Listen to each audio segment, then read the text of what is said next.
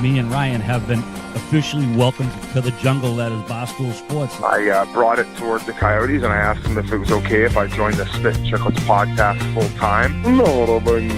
Ryan Whitney's got a pink Whitney out there now. Hey, this is a sandbagger. Get that on camera. Heath Yandel, the song man, is a full-time member. Marley just got an assist from Chris B.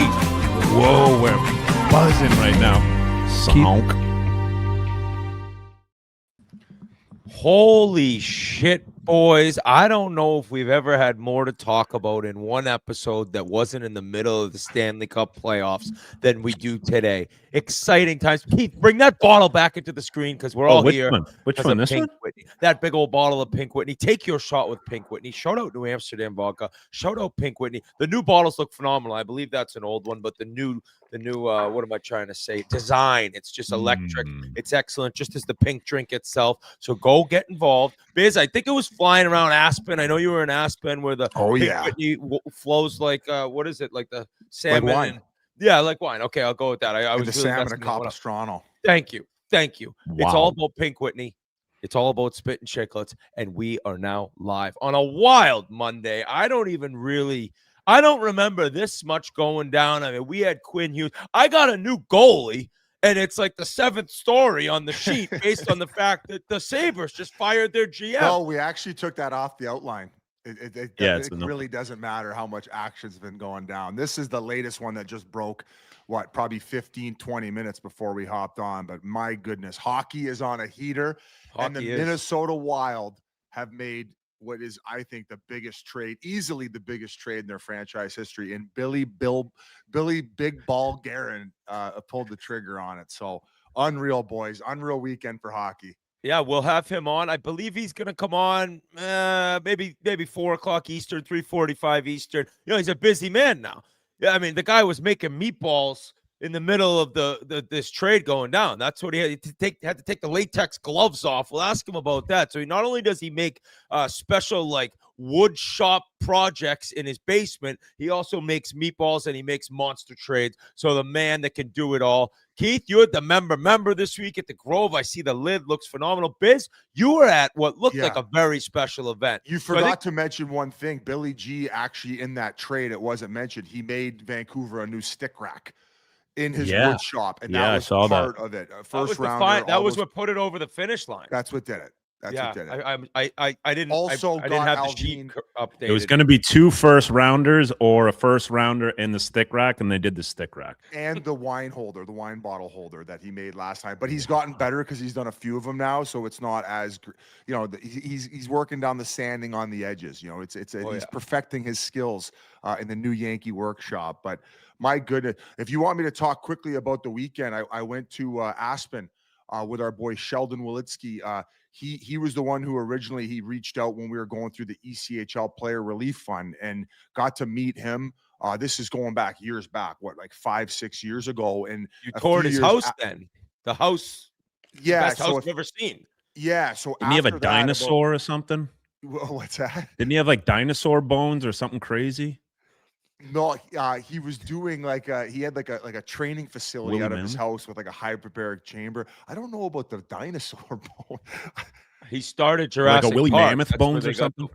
They got the idea from him. God, I don't know how much weed I've been smoking recently, but I can't remember the woolly mammoth or the dinosaur bone. But we will get back to that if that is the case. But so after initially getting in touch with him, about 1.5 years, 2 years later, we ended up going there to Aspen, myself, G, the whole crew, and we filmed this Colorado Extreme charity that he's been putting on, and basically built a rink in Elliotte, which is about a 30-minute drive from Aspen. It's a smaller community, and we did the video, and there was a little bit of criticism, oh yeah, free hockey and free rink and free gear for kids who live in Aspen. Well, guys, when you have a place like Aspen, the people who help run the town and do all the hard jobs, they live on the outskirts, right? So Elliotte has a pretty strong community of Hispanics and people who are of the working class, and maybe they can't afford to get their kids in hockey, and maybe they don't have a background in that where they even know where to begin. So he not only built this smaller rink, which is now he took that down, and now they have one that's like 3 times the size with grandstands and lights, and it's on the side of a mountain, and it's just beautiful. They have two like a bunch of dressing rooms now that they've built, so the minor hockey system can get going, and they provide hockey equipment for these kids who have never played. So they have so many boys and girls that have been introduced to the game, and as you guys know, like it's nice to have a place where, like, you know, when you're young, you can be influenced one way or another. So if You might have lost him. He's and back. oh, do you lose me? Yeah, but you're good. You're good. You're good. Yeah, but like, so it's just good where the community, these kids have a place to go and learn a new sport and you know, work as a team and get to learn a lot of life skills that are being put on by the Colorado Extreme. And they've now partnered up to do an alumni game with the Colorado Avalanche, where so the charity and everything they do has just grown massively over the last 4 years since we dropped that video. And gee, maybe you could put up the link or something as to where you can go watch where we originally went there about 4 years ago, how it all began and where it started. And now you can kind of go see online as to where it is now. Like Peter Forsberg was playing for the Avs in that one. Marc-Andre Fleury was there. Lundqvist. Duncan Keith. Duncan Keith was there. Schmaltzy was there. So just a ton of great people coming together for a great cause. And I ended up popping in just over 24 hours for the game itself. And just to see like the community and the people come out and be so thankful that not only are they getting to watch like Hall of Famers skate on the sheet in the small community that's been provided by, you know, one of their community members, but yeah, just to see the look on the kids' faces that have been supplied this and how happy they were. So it was an unreal 24 hours. And shout out to Colorado Extreme. Make sure you follow them on their channels and take a look as to what they're doing for their small community of Elgibel out about 30, 45 minutes just outside of Aspen. So that's what I had going on. Did you skate busy? I didn't skate this year. I haven't been training or working out nearly hard enough. So there was a rumor I saw like online that like because of the heavy hitters they're now bringing into this game, people said you weren't allowed. Buddy, people kept asking me, why aren't you playing? I go, look at the players on the ice right now. Like I'd be holding the door open. Even like Mike Commodore, he played one shift and, you know, did the wave, kind of the wave, and then he was done and back to slamming beers. Tyson Berry was there. That's awesome. Yeah, just like the list goes on. So a great get together. And I hope at one point, like our whole pod can go, like if you guys would be up for it, they fly in, take care of you. And then they also do kind of like, you know how they used to do fantasy camp. Wayne Gretzky used to do a fantasy camp and other guys have done them. So they do that for one day where they sell corporate sponsorship, and that also goes towards the charity as well. So unreal weekend for me. And what about you boys? What about you, Jans? I had my member at Grove, which was I don't think there's a better member in the world. Wow. Just what they had going on. I mean, Nobu the first night, Carbone the second night. You know, magicians. What was Oz like? What was Dr. Oz like? I didn't even see it. I was kind of whatever. I didn't really. He was walking around doing stuff. Guessing people's like phone codes and stuff, all that craziness. So that stuff's crazy to me, but I wasn't in the right state of mind to remember too much about that. But the golf was a blast. I got buried in the back. First round out there, we're on the 10th hole. I'm standing there, and you know how it is there. Like there's carts everywhere. We're playing in sixsome, so I'm up by the green. Someone sculls a ball. My boy Adam, aka Knees, hits a line drive at me. Hits me in the back. It buckled me. I'm like off a bounce or no? Just right. Zero bounce. Wow. Zero bounce. He went right in the back. Torrey Krug at you, didn't he? Yeah, legit. One of the other guys, Duff, like is looking at me. He's like, "Oh my god, like is he gonna be all right? Is he dead?" And I'm like, legit, like you know when you can't breathe and you're like. But ended up surviving that, played fine. My partner was unbelievable. Did you text Gordo after and say, hey, no, it's going to say, I don't block shots, buddy? I'm blocking golf balls on the course, you fucker. Ended up making a par on that hole, too, which was nice. Not a big deal.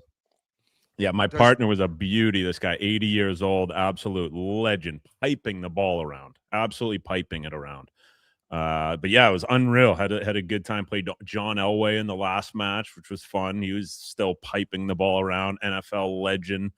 So yeah, it's great. Saw Ryan Smith, owner of Utah, out there. Wayne, obviously, Clark MacArthur, another hockey guy, but just a great weekend. I honestly don't think there's a better member. I wish they did a member guest so I could have one of you guys come out and enjoy the weekend. But Well, you'd have Whit, obviously. Yeah, I'd have Whit. But Yeah, you could hey, caddy. I'd be on the bag. I'd be on the bag. You could caddy, yeah, for I'll sure. caddy. But just a fun weekend. Great to be around the boys. the You know how bag they'll of go. wolf. I was hurting yesterday. Didn't leave I don't think I burnt 1 calorie yesterday. Just went from bed to the couch to Uber Eats. That's Eating shit too. Shit. Does MJ play in the member? Oh So yeah. So who does he golf with? He plays with Keegan Bradley. Oh, that's that's nice. It must be convenient. that's fair. Yeah, it's not really one of those tournaments you go into thinking you have a chance of winning when you got DJ, Rory, Brooks Koepka, Luke Donald, Keegan Bradley. So this all was these, a PGA event. pretty much, And yeah. Keith Yeah. Yeah. and his But- 80-year-old partner. But I think obviously you're getting shots and stuff. I think we got like top 15, which is great. That's not bad. That's No, really That's not good. bad. And great response to the sandbagger with Paige. Thank you Oh. everyone for watching that. I mean, I didn't know that clip would go that viral. I knew it would go like somewhat viral, but that piss bomb clip and the way they just put it all together. I have told everyone that's brought it up to me. I'm at the rink this weekend at youth games, and people are like, what the hell was that? I was like, she brought up the piss bombs. Like, Biz did not bring that up. And I don't think he would have. I was She trying brought to it ask up. questions about her coming up in college golf. I was keeping it PG, and then Oh, you were Paige- like a real big J journalist. I was a gentleman. Yeah, Yeah, I think gentleman's the word you were looking for. Was that one with a J? No, that one's with a G, right? That's journalist. Jay Yeah. is journalist. Okay, yeah. Yeah, you were that's right. Walter Cronkite, basically, until Yeah. the piss bomb discussion came, and then you were Peter North. So it was a hell of a sandbagger, though. Amazing match. Everyone check that out. But What a match! It was an amazing match. Oh, Like, yeah. It was so you guys So were much just- shit talking too. You guys were giving it to me. The problem is though is buddy, that you giving it to us. You've kind of switched this narrative that we wouldn't stop giving it to you. Like, we didn't give it to you until you went 3 up, and you were talking so much shit that then it was like, all right, like, yeah, you said you want to quit, wave the white flag, and then from then on, like, I was like, I hate this guy. I literally hate him right now. Yeah, And- obviously I was stirring it up a little bit to get Okay. you guys motivated. Okay. But before that, you guys were like, you were mocking my caveman walk. Like, you guys were telling me that it was a riot date because I was trying to ask journo questions. Like, there were some subtle jabs there. And then the piss bombers, which is, Hey. by the way, our new team, me and Paige, were the piss bombers. Piss That's our- bombers. Okay. course, yeah. Okay. Yeah. Hey, I did the- forget. Go the ahead. edit that they did when it was like when Whit said, "Oh, this is like half riot date, half whatever," and then it'd go from us to you asking her questions to that was phenomenal stuff. You literally asked her 37 questions in 10 seconds. Yeah, she no, didn't I even did. answer one before. No. It was like the opposite of Billy Guerin when it takes him I- 43 minutes to ask a question. He was just Yeah. hammering rapid fire. Bing, bing, bing, bing, bing, bing, bing, boom. Oh, I've been writing down like fucking. I got a full sheet here of long questions I'm gonna ask Billy G. 3 layered. It's gonna be a shitstorm today with him getting under his skin. But Oh. well, it seems like we had all awesome weekends. And Yep. hey, shout out to the whole crew, man. Like for editing that, what they do for us for the baggers. Like, they got to follow us around all day and they make us look good and they keep bringing out bangers. So Pasha, the whole crew, incredible job. And what else? Was there another video that we dropped too? I know we did Chiclets U, but that was a few weekends ago. But I guess it was just the The Andrew sandbag. Santino pod is getting a ton of love yes. as well. That was a big one. So shout That out to guy's you fucking guys. hilarious. Oh, I mean, I don't know what else you're supposed to say. He's on his game every single waking moment, and he's just quick-witted. He can just talk and talk and talk. Like, I think him doing what we interview for him, an hour and 20 minutes. Like, to him, that's nothing.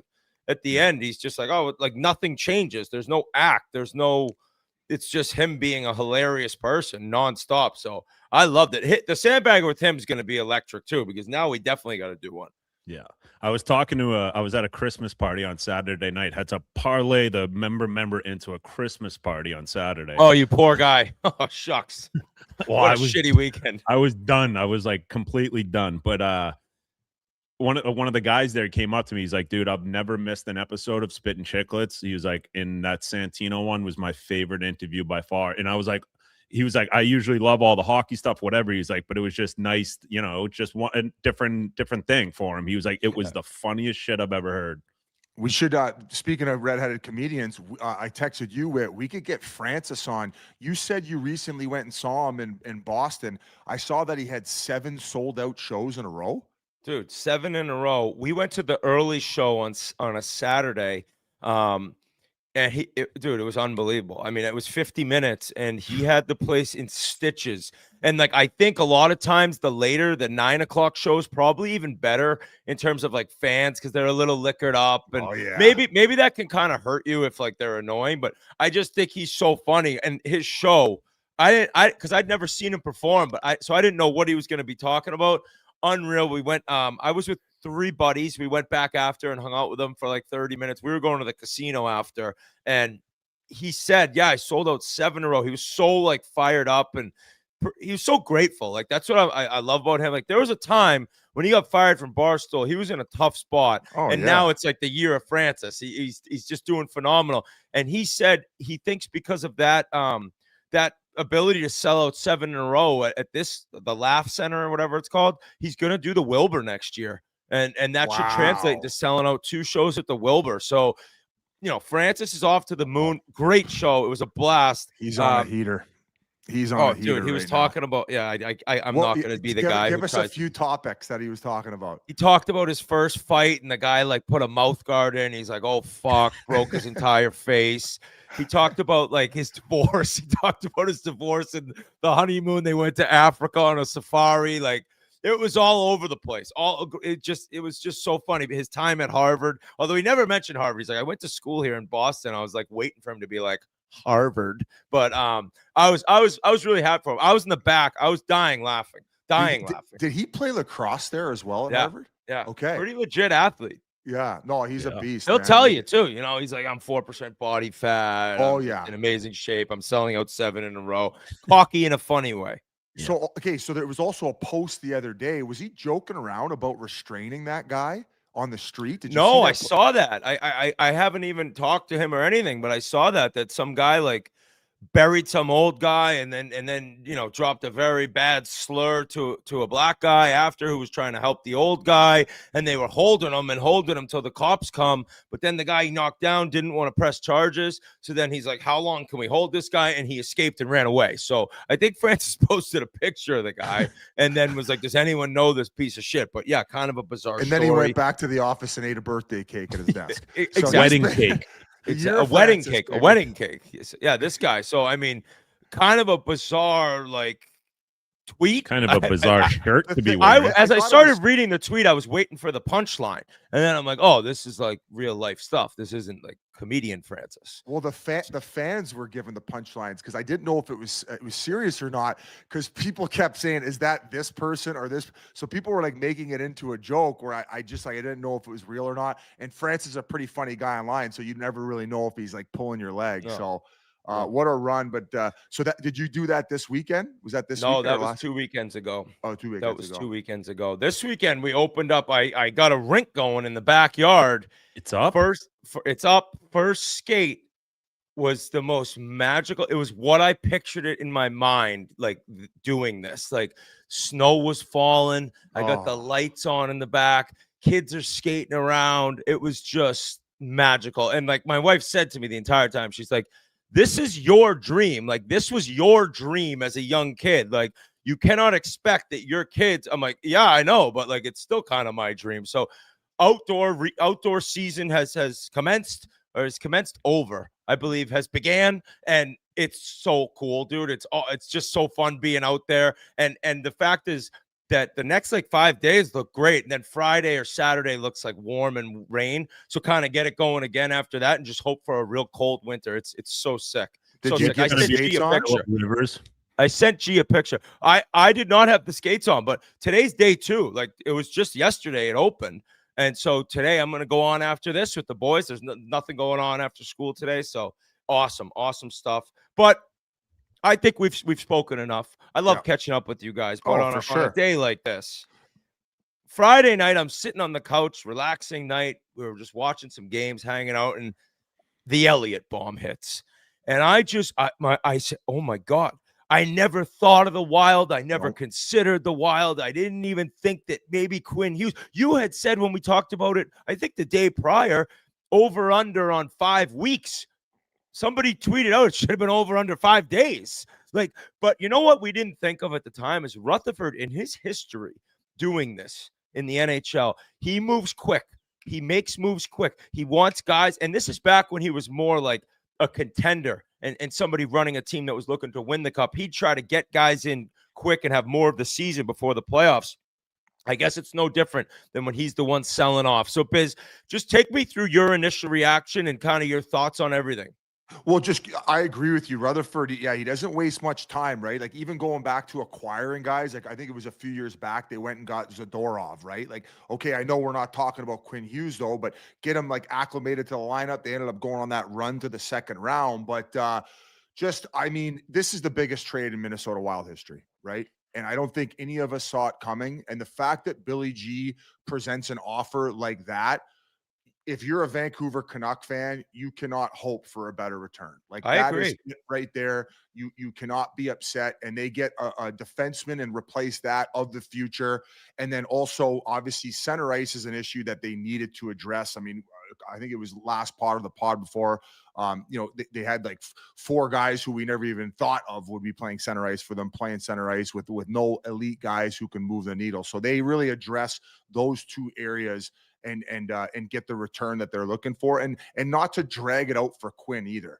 Like, you could see a few clips that were circulating online with maybe like body language stuff. And it's hard when you're of that caliber. And then you just basically went through the past couple of years of, the real successful year, and then all the bullshit from last year. And then now it's just like, I just kind of want to move on and either go play with my brothers, it seemed like, or go play with a contender to make use of his talents. And the fact that he makes such little money for what he does made things obviously a lot easier to move him as opposed to a guy who's maybe making that 11, 12 million mark. So I'll bring Merles up. Merles didn't seem like he was a fan of the move in the group text, right? He doesn't like it. Was it Merles commenting on it?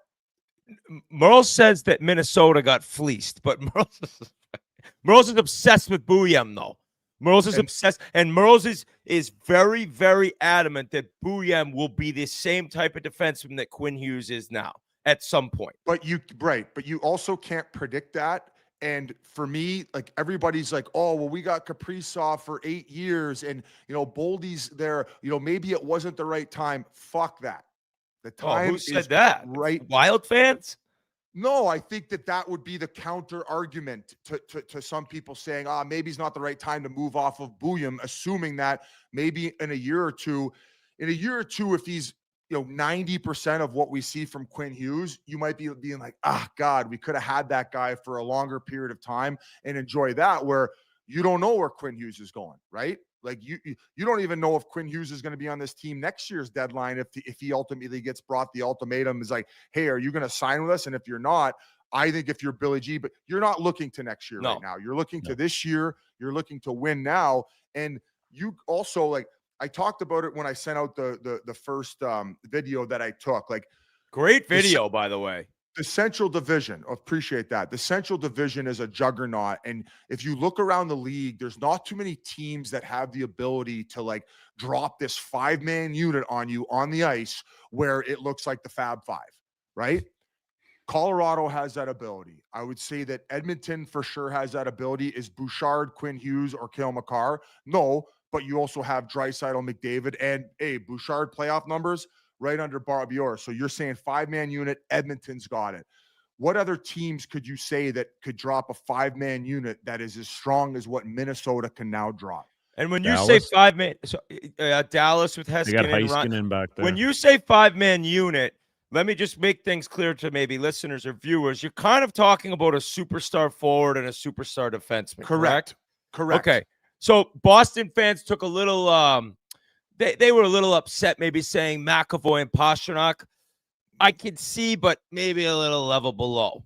I don't agree with them, was what I'm saying. Yeah, I would say, but like, McAvoy is an incredible defender. He's great at like closing you off at the blue line. He's physical. He could be a piece of shit in front of his own net where you don't want to go there as an opposing forward. But to click mindset wise offensively, the way that Cale Makar and McKinnon and Natchez and whoever else, I mean, fuck, that Malinsky kid's fucking buzzing right now. That other defenseman that they have, which makes me think they could maybe move off from Girard, but that's a story for that's a different conversation. But now all of a sudden, the Minnesota Wild, you have Brock Faber, who after that little tough stretch at the beginning of the year, he's been lights out. You have Quinn Hughes, you have Matt Boldy, who is on a hometown discount, who is borderline superstar.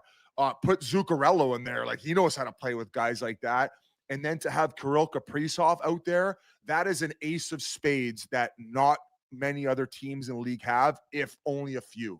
And shout out to Billy G for pushing the chips all in the middle. And another point I wanted to make is what Kirill Kaprizov is doing right now on the ice. He is a top 5 to maximum top 8 forward in the world. I don't think anybody is disputing that.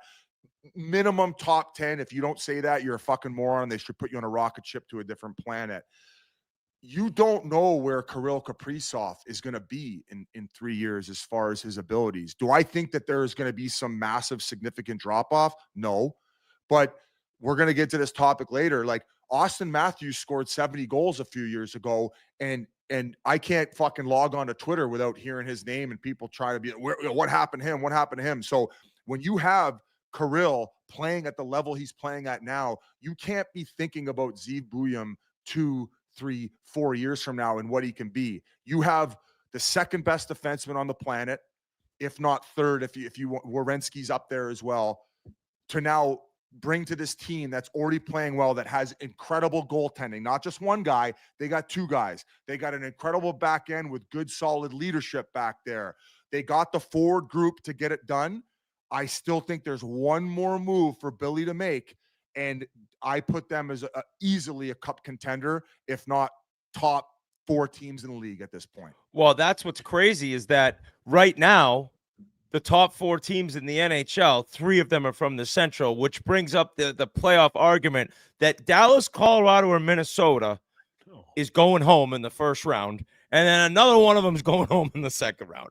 So that's a completely different subject, but that goes into Billy G being like, all right, I think we have a team. I tweeted out, I believe they're a legitimate, very good top 6 forward away. I think they still need to add that. Like, I think Minnesota Wild fans now, their brains can run wild, no pun intended, based on the fact you go get Quinn Hughes. All right, well, now let's start thinking about Alex Tuch. Now let's start thinking about Tage Thompson. And Billy G isn't done yet. And we're going to have him on, and we can discuss everything with him. Not that he's going to give us any info on trades or things he's thinking about. You know, yeah, maybe he will after he built us a new wooden desk. But you mentioned the goaltending, and I think part of it is seeing Wallstedt with Gustafsson. It's like, all right, that's really changed maybe my mind a little bit that we can win now. Like, we have Wallstedt has looked like the best goalie in the league. I mean, shout out that Brandon Bussi, though. We can talk about him later. That kid's fucking unbelievable. But he's changed the team enough where it's like, all right, well,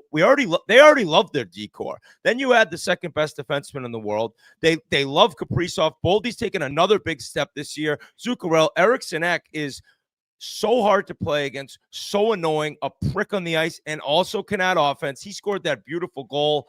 He had a late game winner, I think, the game before Quinn Hughes played. And it's just all of a sudden now a team that's like, I could see them playing Colorado or Dallas and making it a fucking hell of a series. I'm not going into either one of those series saying, oh, they got no chance.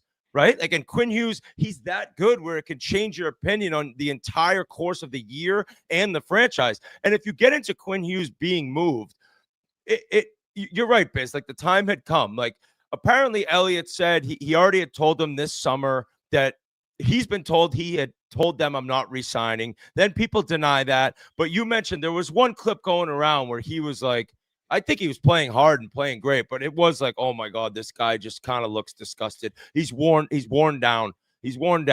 And all of a sudden, he's available. And that's where Billy G's like, all right, like how many times do you ever even have the ability to get a player like this? These guys are never on the market. Like you're never could trade for a true superstar like this.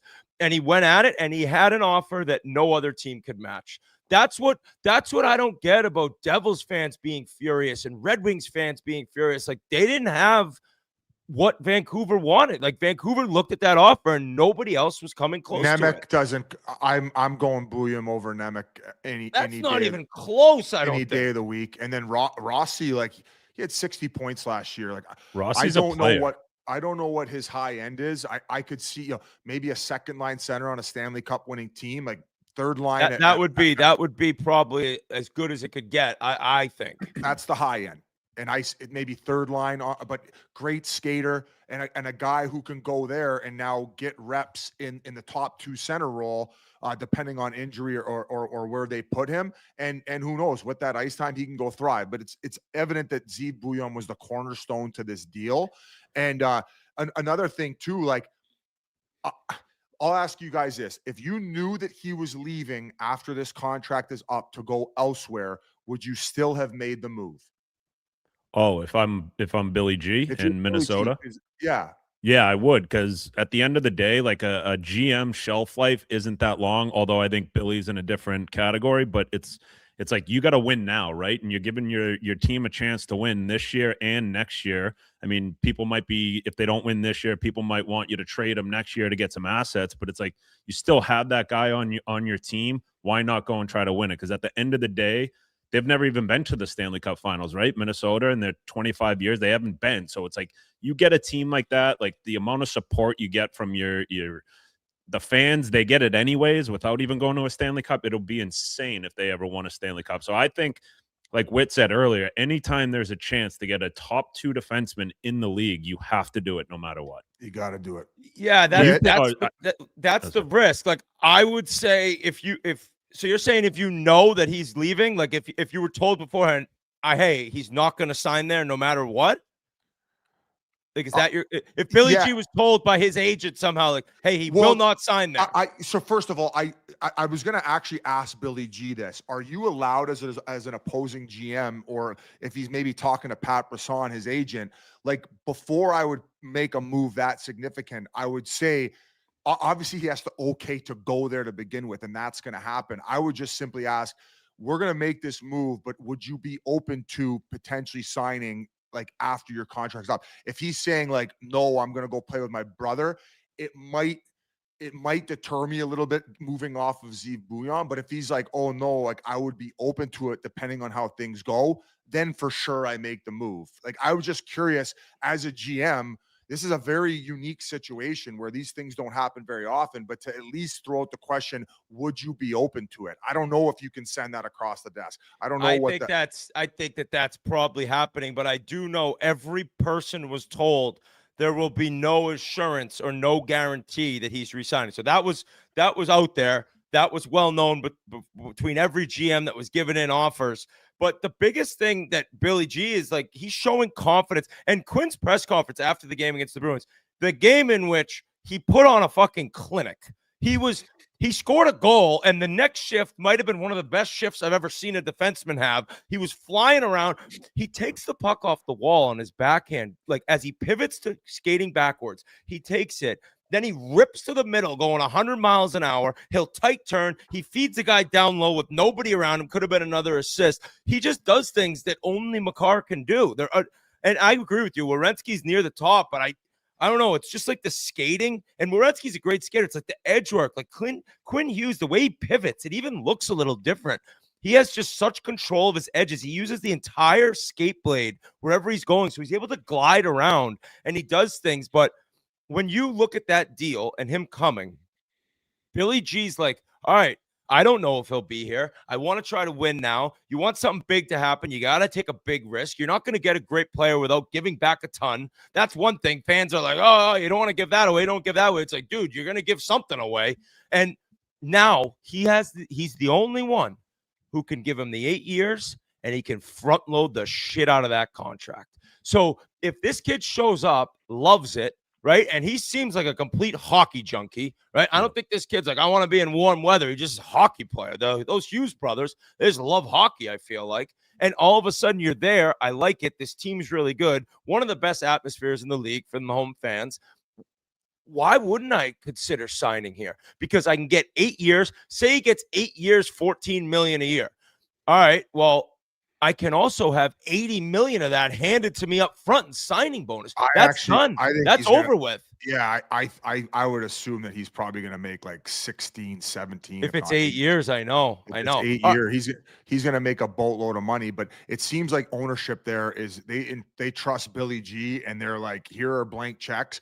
Bring us a fucking Stanley Cup. And this move, like the first thing I thought of was like, I am so happy for the fans of the Minnesota Wild. They have dealt with their fair share of struggles, but they are a hardcore fan base.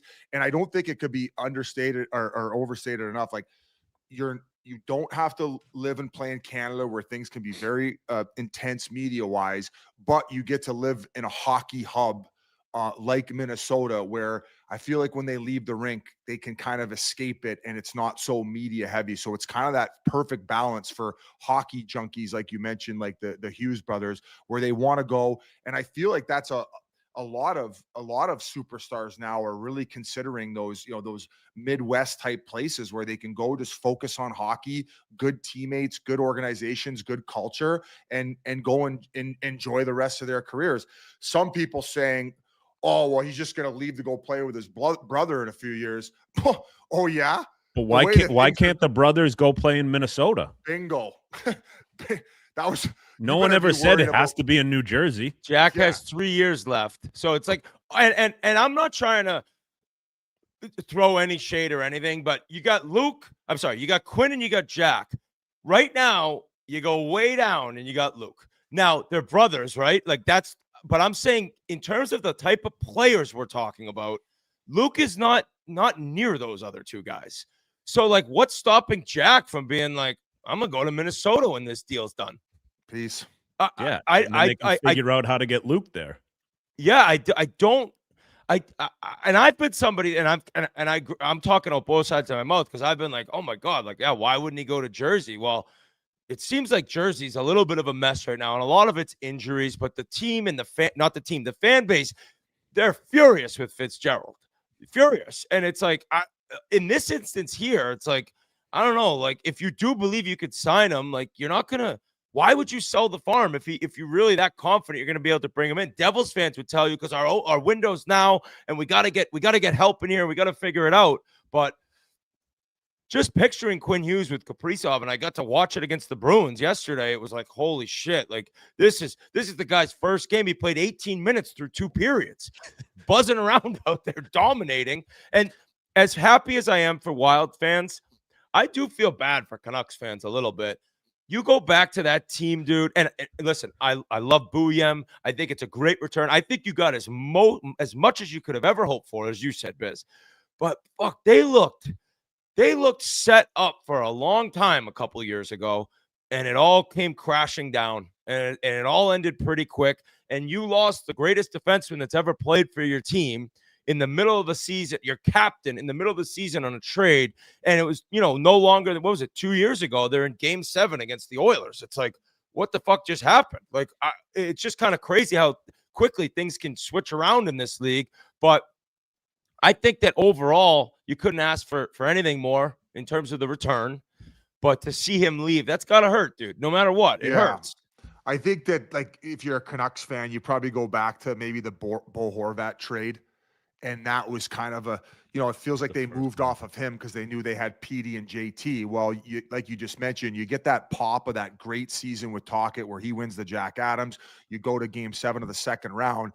I guess hindsight, you look back, was it worth it for that 1 year pop? And then obviously last year, it transpired the way that it did. And it's been a lot of downhill since then. A few things on the Vancouver side.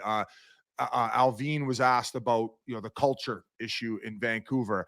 I just think it's a string of bad luck. And then that battle last year between what Pettersson and JT were going through and the fact that they had to resolve it, very difficult. I just think that they need to commit to a rebuild.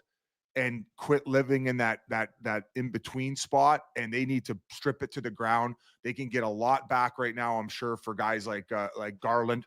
I mean, his name has popped up, and he could be very serviceable to a team who wants to go on a run because he's only making what, 5.5. Sherwood makes nothing for what he does. I believe that to me reeks of like a Tampa trade. You know, a guy making they always like bringing in the guys no money and then end up giving them, getting them fitting in the culture and then give them a nice deal after this year. But another thing too is some people were being critical of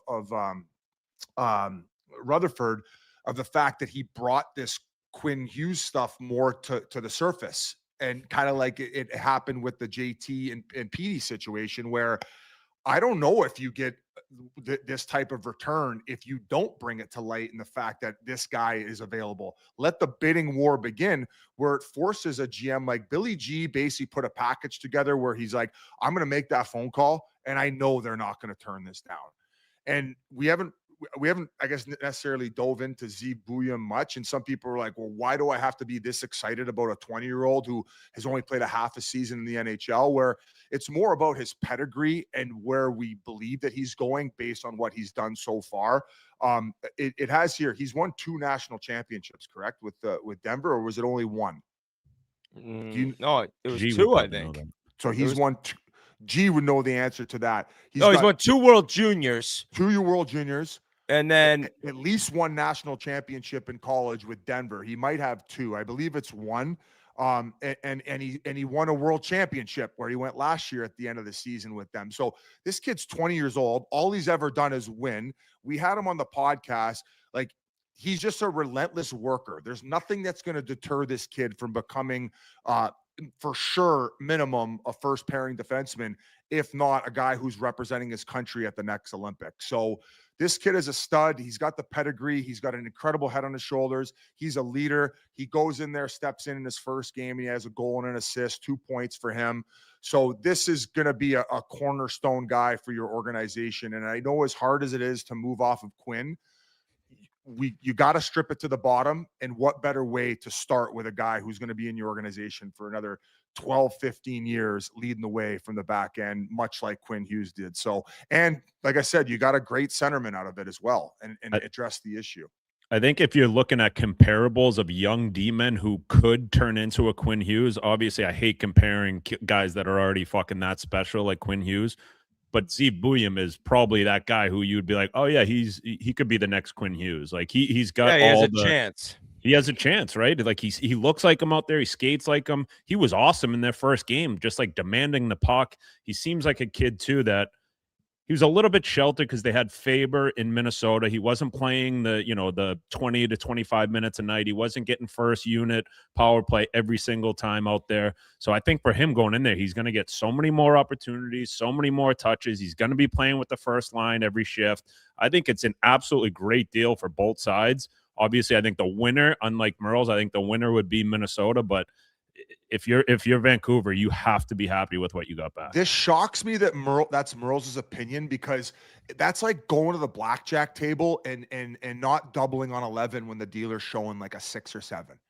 Like are you there to win money? Or are you not there to win money? Yeah. Well, he's also, which I don't know how this works out in this argument, he hates small defensemen.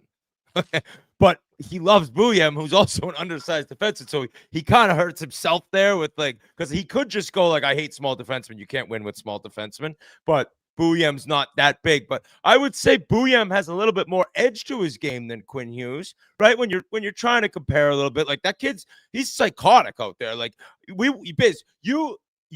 remember your reaction watching him at Denver in that game, and you were blown away with how hard he was playing. And college is completely different, but I do wonder if you ask Wild fans the question, hey, if Quinn Hughes doesn't re-sign here, would you still make the move?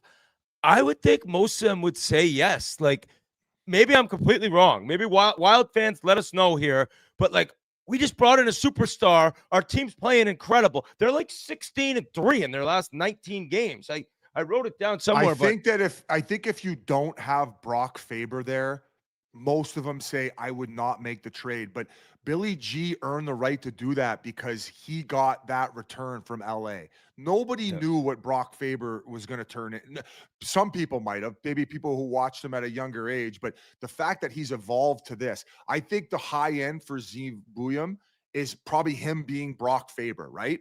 So, but you got that. Now you go get Quinn Hughes, a guy that you know has reached that potential and will probably do so for the next play at that level for the next 3-4 years, and hopefully it's on your team. You make that deal 10 times out of 10 times. You got to push the chips in. And another thing, if he's not going to resign, you get him for a full calendar year, and you probably are able to replace 80% of what you gave up to get him for the potential to win this year, right? Like at next year's deadline, you might not get Ziv Buyam, but you can probably get a return that's going to bring you back young assets to continue to try to win, in order to replenish what you gave up in the first place. So and the respect that he has for Billy G for making that trade and obviously being the USA, he would let him know, I feel like, if he wasn't going to re-sign.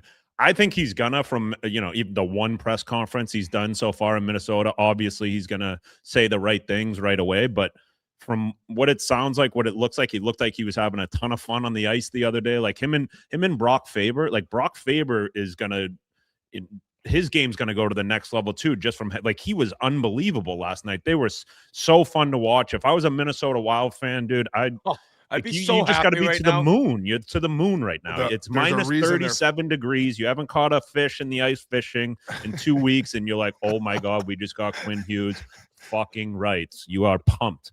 Unreal. They were cheering every time he was on the ice. And to allude to what you just said, Jans, he even said in his post-game press conference, he's like, the fact that Billy G came off of what he came off, like I need to make him, what he said. You know what I'm saying? Sacked up. Well, the fact that he sacked up and made that trade, he's like, I need to basically like prove my worth. Some teams they're in until they hear what they have to trade, to get me. But Billy was he was full in, and I think that was his first offer, and so obviously I want to do what I can here and prove him right. And how he handled me with the Four Nations last year too gave me a glimpse of what a good person he is, and honestly, he was a big reason why I wanted to come here. He's trying to prove Billy G and Merle's right in that quote right there. Hey, do you how sick would it be to get traded for basically 4 first-rounders? Like, imagine you're like, I'm that fucking nasty. They just traded 4 first-round picks for me, and then goes out in his first is mad, except for Merle's. Yeah. So Grinelli has in the outline that the Devils, the Rangers, and Carolina reportedly made offers for Hughes, but no one could come close. That's what I was gonna say. Like, how tight house and how fucking loyal are Billy G's army? You never even heard their name out there. Like, he's got his crew locked in, because everyone else you hear about, they're talking, shit gets leaked everywhere in the NHL. Did you guys ever hear in Minnesota? No, but part of that is you looked at teams who needed that like spark that Quinn Hughes brings, where it's like, all right, you have Faber and Ziv Buyam's there, and he's going to be great. And then you looked at like Jersey with the brothers, and Detroit was a big rumor. And it's kind of like, I don't know, Minnesota just didn't even come into my head based on what they already had on the blue line. And we haven't even mentioned Spurgeon and how good he is, and Brodin. Their D. Unreal. Is that the best D in the league? Hunter, I would say with how Malinsky has progressed. Am I pronouncing that right? Yeah. In Colorado, you're saying. I personally, I feel the way that Malinsky's played, and I mentioned it earlier. I like Gerard, and I love how he's a little water bug out there. I think that they might run into issues defensively with him. Like, I watch him in the D zone sometimes. It's hard for him to like pin guys and close guys off. Maybe it's just the games that I've watched, but that makes it more likely for them to potentially, if they want, come off of him and then maybe add something a little bigger and like more of like a Manson type. But I would probably still, I don't know. Yeah, I would say it's neck and neck now with the way that Malinsky's played compared to what because you had like Taves is Faber, Yep. Makar has the edge on Quinn Hughes. Malinsky, you could say that he's probably just as good as Spurgeon. So they're going 1-for-1 at this point, and I would love to see them play. Spurgeon's better than Malinsky, and Brodin's better than that anyone on the second pair. Sure. So yeah, it's a. I think he's a little more team. offensive, I guess, than Spurgeon. Just maybe not as well rounded. Keith, anything else on Quinn Hughes? I was just gonna, then you got fucking Bogosian and Middleton, and those two in playoffs. They're fucking big, mean D-men. So yeah, they're well rounded. I love their back end right now. And 2 years ago, they were on the no watch list. Now I'm not going to miss a game. And you just mentioned Bogosian. Really cool to see Ziv Bouillon take number 24, just because of what his leadership and how he took him under his wing in Minnesota. And just that small amount of time for him to pay tribute to one of his teammates like that after getting traded, very cool. And agree with you guys. Like those two guys as your 5 and 6. That's kind of why I said like maybe move off of Girard, like maybe get some pieces of shit like that to play against, where they're going to be fucking giving you the gold Ekblad elbow come playoff time. Yeah, Manson's the one in Colorado that's like that. Brent Burns at times, but yeah. Guys, we are almost at the end of the 12 days of game time, where they're giving away prizes every day with a $5,000 grand prize at the end. If you still have not entered, go to 12daysofgametime.com. It is free. It only takes a few seconds. This season, Game Time is celebrating the moments that made people fans, and they have been enabling those moments for the past 12 years now. I'm sure there are a ton of Wild fans running to Game Time right now for the chance to buy tickets to see Quinn Hughes live and in action, buzzing around. The best edges I've ever seen, besides Makar. You could see the Capitals in Minnesota tomorrow for under $70 right now. Hey, how are you not going and grabbing a ticket right now for under $70 on Game Time? Fly up. Want to go, Keith? These are the types of moments that Game Time is celebrating. Go to 12daysofgametime.com today for a chance to experience one of these moments. Buffalo Sabres fans have been just flipping out for 14 years now. Wait a second. Before we get to Buffalo, I have a little surprise. Might be the hottest player in the NHL right now. Let's bring on in Brandon Bussi, goaltender of the Carolina Hurricanes. Wow, I just mentioned you a couple minutes ago, Brandon. All I do is win. I didn't get a chance. I didn't get a chance to read the stat. The first goalie in NHL history to win 11 of his first 12 starts. Didn't even sign with Carolina this summer. What is going on, buddy? How you doing? And where's this magic coming from right now? It's a good team in front of me. They make my life pretty easy. So it's been fun to say the least.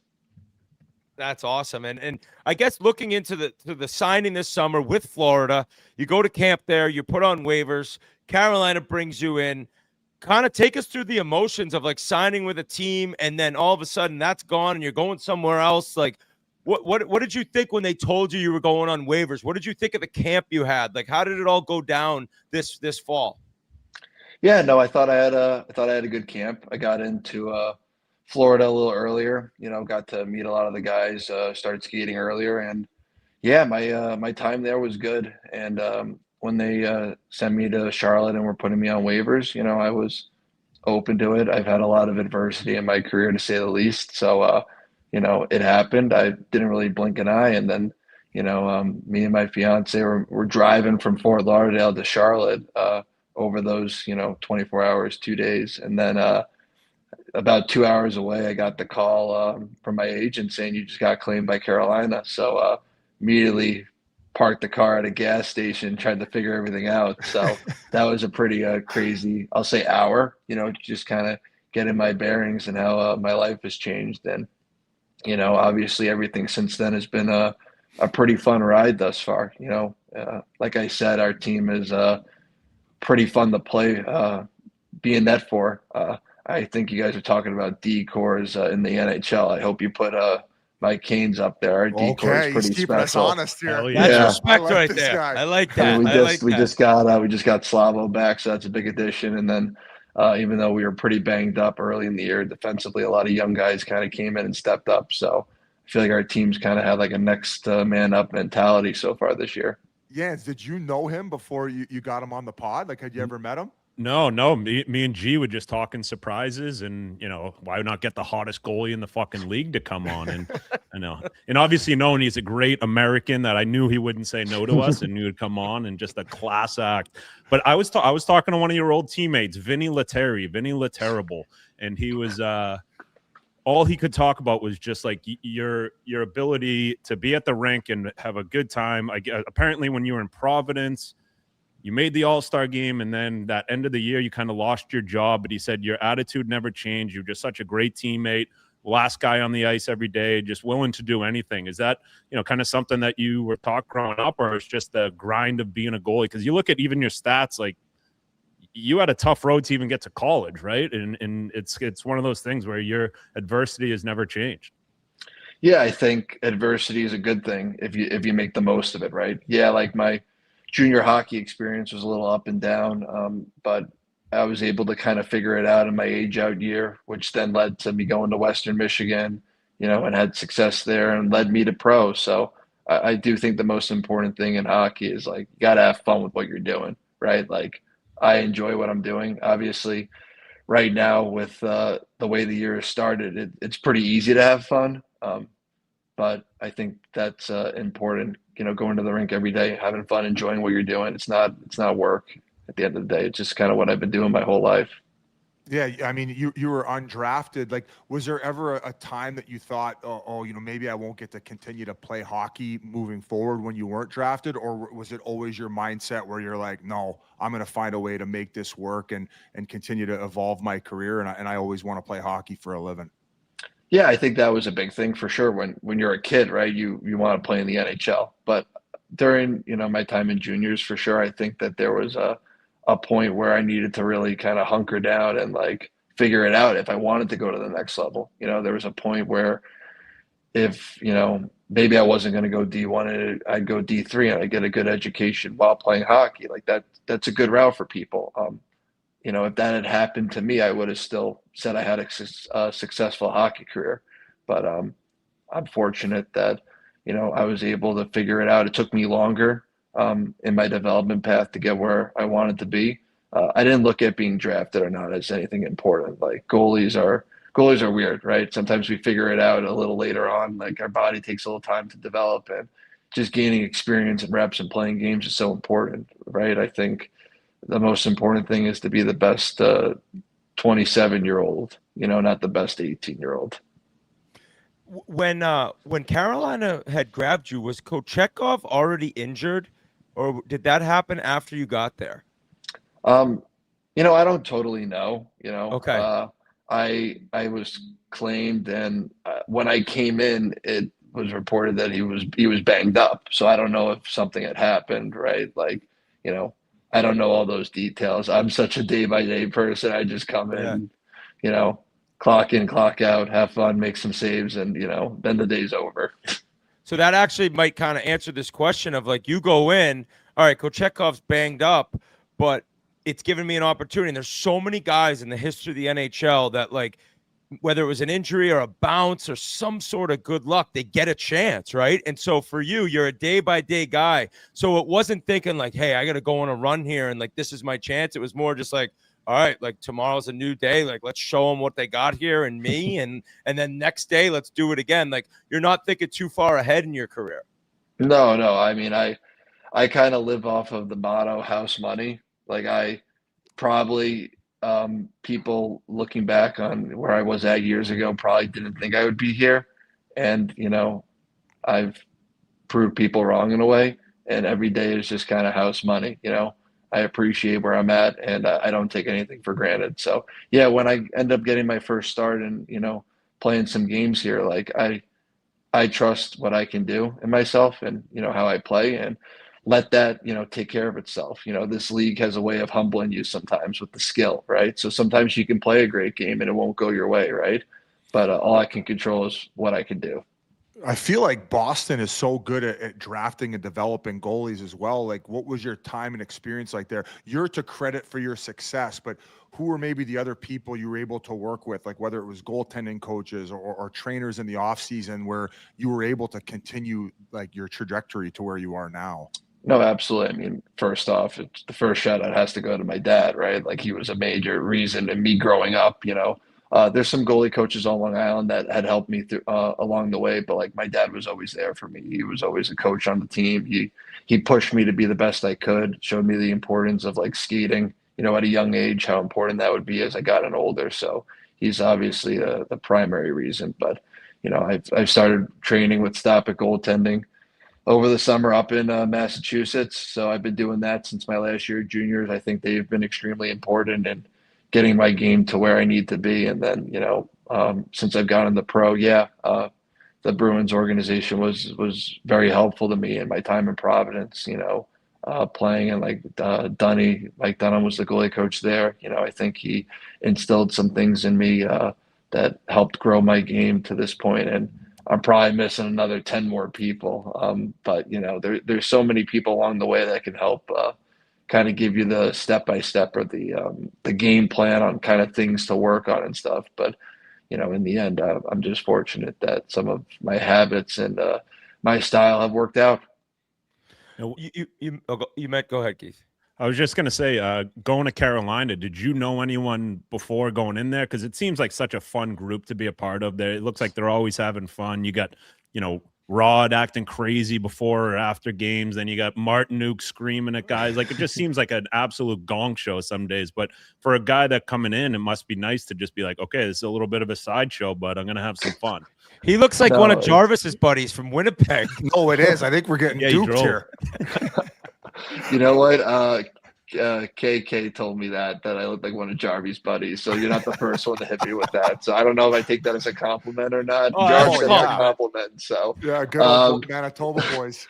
No, it's I think you can see why there's been so much success here over the last how many years. Like this team is close. It's fun to be around, and then there's also that seriousness of like when it comes to game time. We lock in and we play good hockey. I think the fun thing has been with teams I've been on in the past, even growing up, youth, junior, college. It's important that when you win hockey games, you enjoy it, right? After you win, you don't want to feel like stressed, like, oh, thankfully we won, right? Every win we get and the time we spend together is enjoyed, So I think that kind of bleeds in through everyone. I was just gonna say where you already explained it. You get the call, you get picked up off waivers. Funny how you were going to Charlotte and it's in the same state, but yet Florida's. But like, kind of walk us through. You're 27 and you finally get your first start and your first win in San Jose. Like, what's going through your head on that game day? Like you're on waivers a couple weeks before that, and now all of a sudden you're starting in the NHL. Like, could you have ever imagined?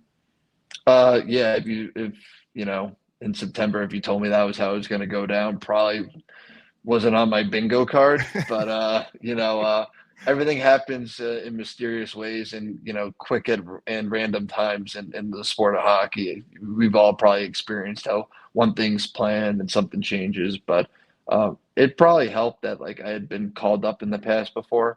I hadn't played a game, but I have had experience being in the NHL and like training camps too, like playing games. So it didn't feel like too different to me, to be honest. Like I didn't do the whole rookie lap thing because like I just wanted it to be another day, honestly. And with that being said, I did enjoy the moment, right? Like my parents were there, fiance was there, so people I care about were at that game, which was really special and something you obviously never forget. When you talk about taking it day by day and playing with house money, and then you bring up your dad, like through the tough times for you, and even at a younger age, was it kind of him who like taught you about like the way to think about this game and the way to stay positive and like for kids out there, like even the kids who are so positive about what they're doing, even going through tough times, even if they don't make it, like it's about life lessons, and it's the same attitude you have to have, like whether you have a real job or you're playing a professional sport. Like was that mainly your dad too, helping you through the tough times on how to think and believe? For sure. My mom and dad in general with like life principles. I think that I have a unique outlook on life because I've probably gone through a lot more adversity than maybe some people have, and I'm not one to judge or compare adversity, right, versus what other players have had to make it to this level. But I think for sure, being appreciative and like being able to take a step back and put, yourself in different shoes. Like that kind of outlook is led to a calmer, more enjoyable demeanor on like my pro career and just the stress that comes with being a pro hockey player, because it's a lot. Obviously, you guys all know, 82 games, let alone in an Olympic year, can be a lot on the body and on the brain. So, yeah. Well, thank you so much for joining, man. Can I ask him? Go ahead. I just want, like, goalies are weird. Like, what's the weirdest thing you do? You guys, I heard his coffee order is crazy. So if you want to explain that, what's that about? Vinny. I don't do that anymore. Okay, good. What was it? I throw a little. He said it was foam on top or something. He said it was 3/4 milk and a splash of coffee. He goes, I don't know how. He goes, I used to get diarrhea just looking at it.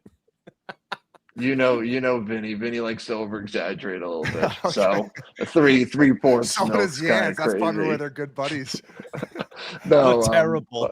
No, I'd like to think of myself as one of the more normal goalies, but I think you got to have a little bit of something to be a goalie with the mental side to be able to sign up for it. We're in a position where, we're not the reason you win or lose games, but we're an important part of it. And, you're out on the ice for those 60 minutes and you do control a lot. So you got to be wired a little differently, but I don't know what the kookiest thing is I do. I visualize, how the games are going to go, like success, and maybe like I do some things with my eyes to get fired up. But I don't know. That might be the craziest thing I do. When you say visualize, what, you get to the rink and then you just sit in your stall, you go sit in the crowd, and like what exactly do you think about? You just like picture yourself celebrating with the guys after getting the hairy knuckles? Yeah, I just visualize trying to make saves like in certain scenarios and stuff. I feel like I'm in like the old NHL games where they have the highlights after the period of the goalies making the saves. I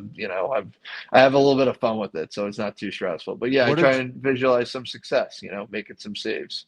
Yeah, what did you say under your breath when I asked that? Saros. No goals. That's the commercial that's on more than you in the shower. No goals. Yeah, O'Reilly's like, okay. Who was your guy growing up watching? Like, as an opposite hand guy, like, did you have another opposite hand guy that you looked up to? I mean, not necessarily. I mean, my guy growing up was Henrik Lundqvist. Like, I was a Rangers fan growing up. I know Biz gets to talk to him a lot. I'm a little jealous of you on that one, but he was the king of New York, right? So like, he was kind of a role model, and I'm pretty sure when I was like 5 years old, I sat in a line at a mall for about 2 hours, and him and Hank and Yager were signing autographs at a mall in Long Island, and I was so excited. I had my Rangers jersey on, and I went up to get my picture signed, and I didn't say a word. I froze. So maybe if I ever have an opportunity to say something to him, I won't freeze up. But he was my guy growing up. Get him on TNT next time they have him. Yeah. Oh, 100%. I'll tee up with that one. Maybe he'll let me know where he gets his hair cut, and I can figure it out. I got another one though. It's been kind of talked about the past few years more and more that goaltending is just such a wild position. You kind of don't know, like, year from year, like what you're getting from guys, and like it's like Shesterkin and maybe Hellebuck, like they're kind of pretty solid, but everyone else, it's very random. When you get a great year, you have an off year. What do you think, like, has to, like, what is the reason for that? If you had any clue or idea? I think sometimes goaltending is a byproduct of your team, right? Like with what you're seeing and stuff. But I mean, I think a big thing is with what I've learned over the years and stuff is sometimes you can't always like look at the numbers of what goalies are doing, right? Okay. I think goaltending, that's all people do. I think goaltending should be more measured by like, what do you do in certain situations, right? Like, obviously it'd be great to win every game and get a shutout and never give up a goal. I'd be able to retire at 40 if I did that. But what do I do in a game when it's tied at 5-5 and you don't have your ace stuff? Like, are you able to make that save or make that play? And vice versa. So I think ultimately in the end, like, goaltending should be maybe more defined by the wins and losses and what you do in certain moments than exactly, did you get a shutout every game? Because like I said earlier, this league is a fun way of humbling you. I give the Maple Leafs credit. Like in one of the games I played in, like they kind of humbled me. Like I didn't play great, and our team found a way to win. And I made enough stops that night to get it done. And then there's going to be other games when it's 0-0 in overtime, and you're going to be a key reason. So I think if you want to define goaltending success, maybe look at that more than the actual numbers. That's Any the Grand other Fuhrer Leafs compliments method, you right? want to throw at us? Biz? Huh? What's that? Yeah, That's the Grand Fuhrer method that Wayne Gretzky always said about Grand Fuhrer. You knew he was going to make that save that they needed. If they got up 8-6, they were going to close it out, Yeah, don't allow the sixth one. But no, it's great that you bring that up, because I think we were talking about it the other night, and it was actually Hank who said it. He goes, yeah, most guys, what you're getting when it's their A game, but it's like when it's your B game, what are you bringing?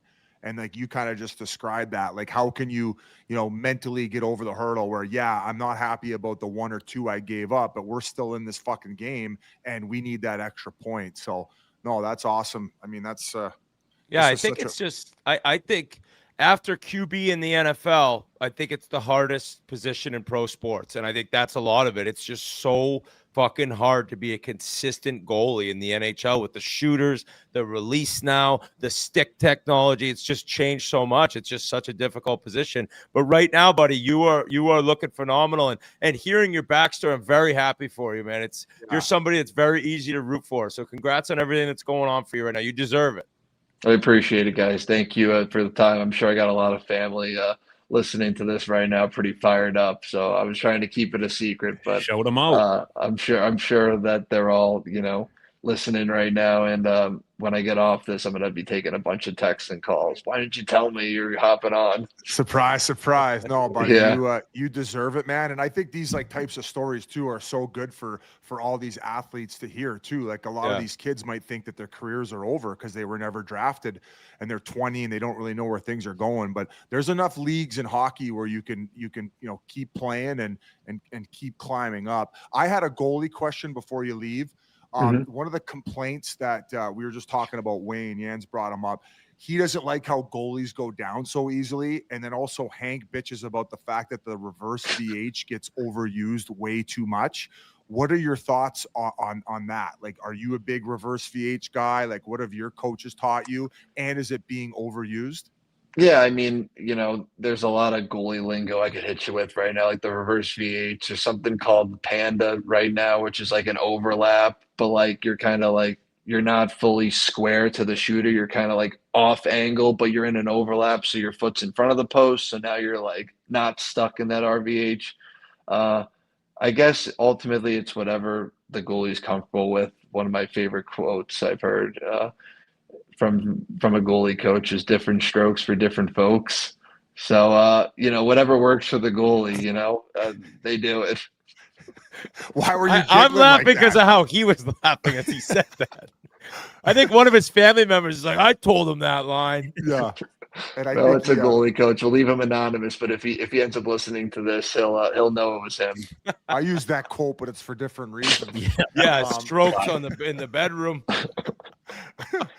Oh man, this has been awesome, dude. We got to get you on more often, but keep going.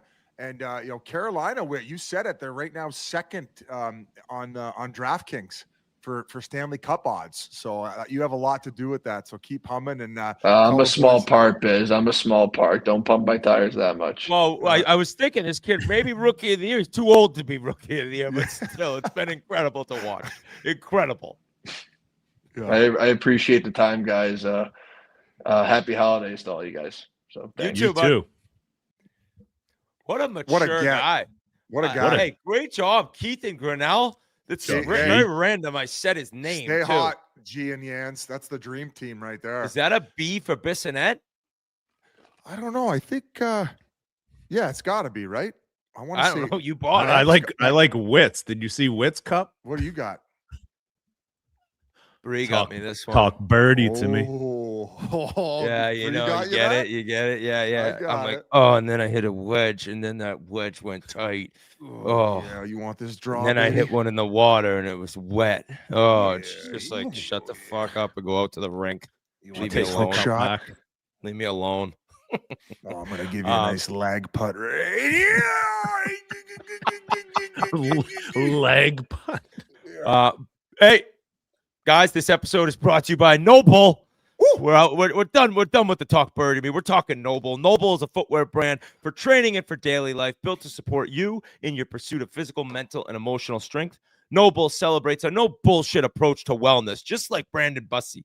They've got options across lifestyle and training, and they are the best shoe for anyone who wants to be a better version of themselves. Plus, Noble is now the official training shoe of the NHL. Exclusively for Spittin Chiclets listeners, Noble is offering 40% off your order. I keep mentioning this, 40%. That's no joke. Visit www.nobullproject.com/chiclets for 40% off your entire order. That's www.nobullproject.com/chiclets for 40% off the official training shoe of the NHL. Also, our show is lucky enough to be sponsored by BetterHelp. Rewriting traditions. Therapy could give you the space to create new, meaningful traditions, providing clarity amid the holiday chaos. The holidays are a time of tradition. Some people have many in their family, while some have none or are just beginning their own. Now's the time to reflect on what they mean to you, or to rewrite those traditions and make your own, like perfecting a new hot chocolate recipe with the kids or continuing your great aunt's sweet potato pie. Incorporating therapy into your new or existing traditions can help ensure you take time for yourself during what can be a very joyful but sometimes hectic and lonely time of year. BetterHelp does the initial matching work for you so you can focus on your therapy goals. A short questionnaire helps identify your needs and preferences, and our 12-plus years of experience and industry-leading fulfillment rate means we typically get it right the first time. If you aren't happy with your match, switch to a different therapist at any time from our tailored recs. This December, start a new tradition by taking care of you. Our listeners get 10% off betterhelp.com/chiclets. That's betterhelp.com/chiclets. And for anyone that's ever questioning or wondering, should I get into therapy? I can tell you firsthand, it can really make a difference. Biz and I have talked about this before, and this is that ad read mentions like the holidays being a special time, but it's also a tough time for a lot of people. And if you're thinking about it and you're going through a tough time, I can't recommend it enough. I'm being truthful right now. That talk to someone, get some things off your mind, hear some different ways to approach your life and what you're going through. And everyone's fighting their own battles, so give BetterHelp a shot. And also, like, I feel like men in particular, we have a very strong male demographic. Like sometimes they don't like to open up their feelings and they bottle things up. And as Bussi said, different strokes for different folks. But if you're in a dark place, try it, because it might be it might be exactly what you needed, and you might fall in love with it, getting this stuff off your chest, and can really turn things around on a dime. So what's crazy is? What's that? Billy G actually was with BetterHelp, and the guy goes trade for Quinn Hughes. Get the fuck out of here. Yeah. And so all of a sudden he's like, okay, sure, this is how I'll feel better. And boom. I mean, do you think there's a chance that we can get a bigger discount code for Buffalo Sabres fans, given the fact that what they're going through? We got Billy G, though, first, before we talk Buffalo. He's ready. He's ready. He's ready. Bring him in. Holy shit. Oh, my God. Look at that stone behind him. My goodness. You made that door, didn't you? What's up, Geppetto? I did. What's up? How you doing? I'm good. I'm doing great. How you guys doing? We're doing phenomenal. By the way, I was listening in for that BetterHelp. I go to therapy too. I go to therapy all the time. That's awesome. And honestly, like, it doesn't make you less of a person, doesn't make you weak, doesn't, you know what? Even if you're not in crisis, it's good to go. Yep. It's good to have somebody to talk to and get stuff off your chest. Like, we're only human. But I'm a big supporter of going to therapy and getting help on yourself and doing whatever you got to do to be mentally healthy. Love Billy G, when did you start doing that? Like, was it something you were doing while you were playing? I did. I started doing it kind of towards the end of my career, trying to get, I was struggling with it, and then I started going then, and then I started going even more when I stopped playing, just to kind of figure things out. I mean, it's drastic when you stop playing and you have to figure out your the next stages of your life. There's a huge void in your life when we go through that transition, and you need help. And you know what? I don't know. I like learning about myself a lot and trying to dig in a little bit. It helps you understand yourself a little bit more and how you handle things. And, it makes you feel better about yourself, in my mind.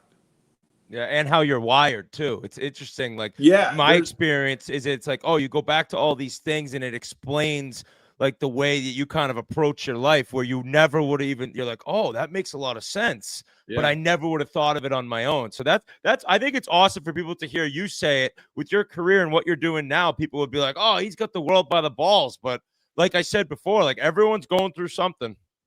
Everyone. So speaking of balls, I mean, you must be fucking carrying yours around in a goddamn wheelbarrow, you savage. No, don't need a wheelbarrow. I want to know though, Billy, because for the backstory, Rutherford sends out, I know there's a GM text chain, and I know he's not technically the GM, but like, is all of a sudden every team, are they let it known? Is he letting it be aware in public? Like, all right, we're taking offers now. Yeah. Sometimes the text chain is used, but I for certain situations, not all the time. I don't want to give away anything that's on there. So, but I just think with a certain level players, you don't put them on there, but everybody's different. And that's a sacred thing. You got to be really careful with it, but it works.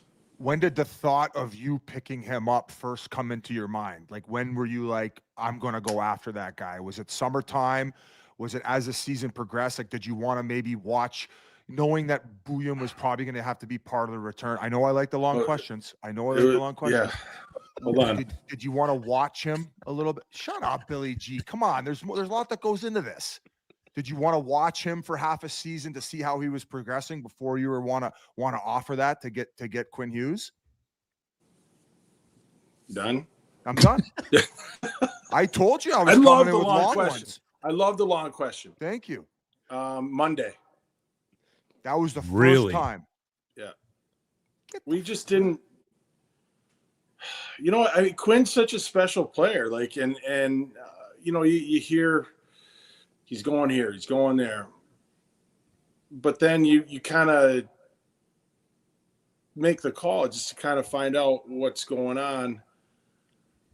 And, okay, well, think about it like, all right, well, we could have a chance. Like, you find out what they're looking for, kind of go down your assets. And we were able to satisfy every need that they wanted, every box they wanted to check, we checked it. And I normally deal with Patrick in Vancouver, but this one Jim was handling, and Jim and I have a history together, so does Patrick and I, so we just kind of worked through it. But my first offer was what the trade actually was. So wow. He's just he's one of the top defensemen in the world. Like, so we knew we were going to give up some pretty big assets, and we did. Those are really good young players, and first rounder's a first rounder. So, but that you don't get guys like this unless you give the other team something significant too.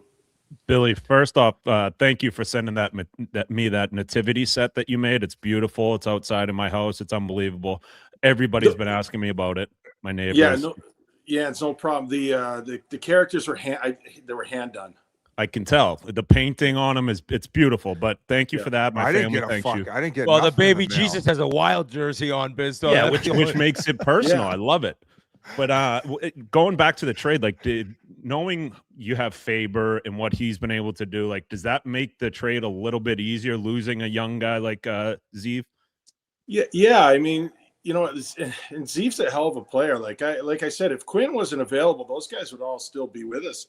You know, I really believe in those guys, and he, you know, he's coming. I mean, you saw the start that he had for Vancouver last night. Like, this kid's special. Like, it was more so just it's Quinn Hughes. Like, it's just honestly, I try not to overthink it because I'll just get my own way. Like, it's Quinn Hughes, and if we had an opportunity to add this player on our team, we got to try to do it. And he just, you know, instantly, like, just there was a good vibe in the building last night and in the room, and guys are really excited to have him. I'm really excited to have him. It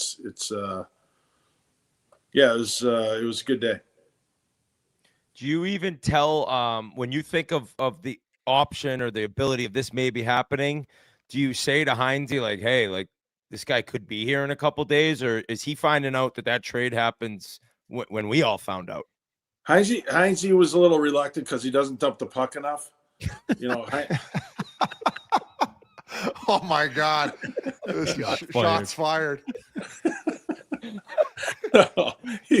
I brought it to his attention, and you know, you guys know Heinze. He's like, really? Oh, we could maybe get him. That's awesome. And, he was all. I mean, he was absolutely all for it. Like, he was, but I didn't tell him till it was pretty close. You had to laugh at Dean saying, "I wish he made that trade when I was the coach." That was great. I texted him. That was hysterical. Oh, that is comedy. So now, you said you thought of this on Monday. Who is the first person you bounce it off of? Like, did you consult anyone? Or are you like, am I crazy for offering this? His therapist. Yeah, okay. No. Like, one of my AGMs, Matt Sells called me. I was on my way to watch a game at MSG, and he's like, you know, I'm just reading all this stuff about Quinn Hughes. Maybe it's worth giving Vancouver a call. And I'm like, yeah, you know what? I'll give him a call. So I talked to Patrick. He told me Jim was handling it. So the next day I called Jim, and I made him that offer right away. You didn't bounce it. You didn't consult any of your staff, or you just? No, I mean, no. Like, we talked about it, but it's obvious who. Listen, they needed a center, a left shot defenseman, a prospect, and a first round pick. We have that. Easy. Well, we have that. So, I mean, that's just really the way it worked. And I was walking around LaGuardia waiting for my flight home, and Jim and I were on the phone. I just offered that to him, and you know, Jim's great to work with. Like, he really just kind of, he works through deals with you, but there's no bullshit involved. Like, it's straight to the point, which I love, and you know, but he had to take time because there are other teams interested as well. So, you know, he's got to do what's best for his team. So, you know, I had to, you know, kind of sit and wait, but check in with him every once in a while. It's always a good process with those guys. Billy, this one might be extra long, but please bear with me. Okay. I think that the one maybe like hesitant downside would be you only technically have him right now for the year and a half. You might not give a fuck about that, but as a GM, when you make that call, are you able to get information on, if you do make that move and he okays it, would he be open to staying longer than that? Like, are you even allowed to ask that? Or at that time, you're like, I don't give a fuck. I just want to get this guy here. I want to show him what we're about. And I'm sure that we can convince him that he would want to stay here long-term. Yeah, Biz, it's more the second, like, just, we know what we're doing. We know what the contract is. We're confident in our team, our market, our everything that the Minnesota Wild does. We're very confident in that, and that Quinn will like it. So we'll worry about that down the road. Right now, the most important thing was just getting him to Minnesota, getting him in a Wild jersey, and playing some hockey. That we'll worry about the business later. And that's just kind of where we are. Did you fly to Jersey to go get him? Did you fly personally? Yeah. What a class act. Yeah. Sick. Yeah. Oh, actually, me and Kels went. Me and Chris Kelleher went. Kelson's like, I know this unreal pub. We could stop there quick, and then boom, we're back on the Bird. They great Reuben egg rolls. What did when Quinn mentioned in the press conference after the game, his respect for you, kind of going back to Four Nations last year where he was injured and like what you did for him, like was there anything particular? Like I know he was obviously bummed he couldn't be a part of it, but what had you been doing throughout that process? Like was it almost trying to get him in when there were rumors he'd be showing up for that final game? No, you know what? I nothing out of the ordinary, I guess. You know, like we talked a lot during that tournament because we didn't know where his health was going to be, especially leading up. And there were difficult, you know, conversations, and he had really tough choices to make. I think, you know, we kind of developed, got to know each other a little, developed a bit of a relationship there. And he's a great kid and really passionate. And like I said, during the Four Nations, when he wasn't able to play, it really bothered him. And so I think maybe just going through something like that with somebody kind of, you know, can galvanize a relationship or whatever. But, you know, just tried to support him, you know, because I knew he was making really tough decisions. What happened with his gear? How does gear get lost? Was Kells on that? It never got lost. Yeah, Kells left it on the bar stool at the end of the bar. He was wearing it. Yeah, he sold it. Took it back to Belmont and sold it.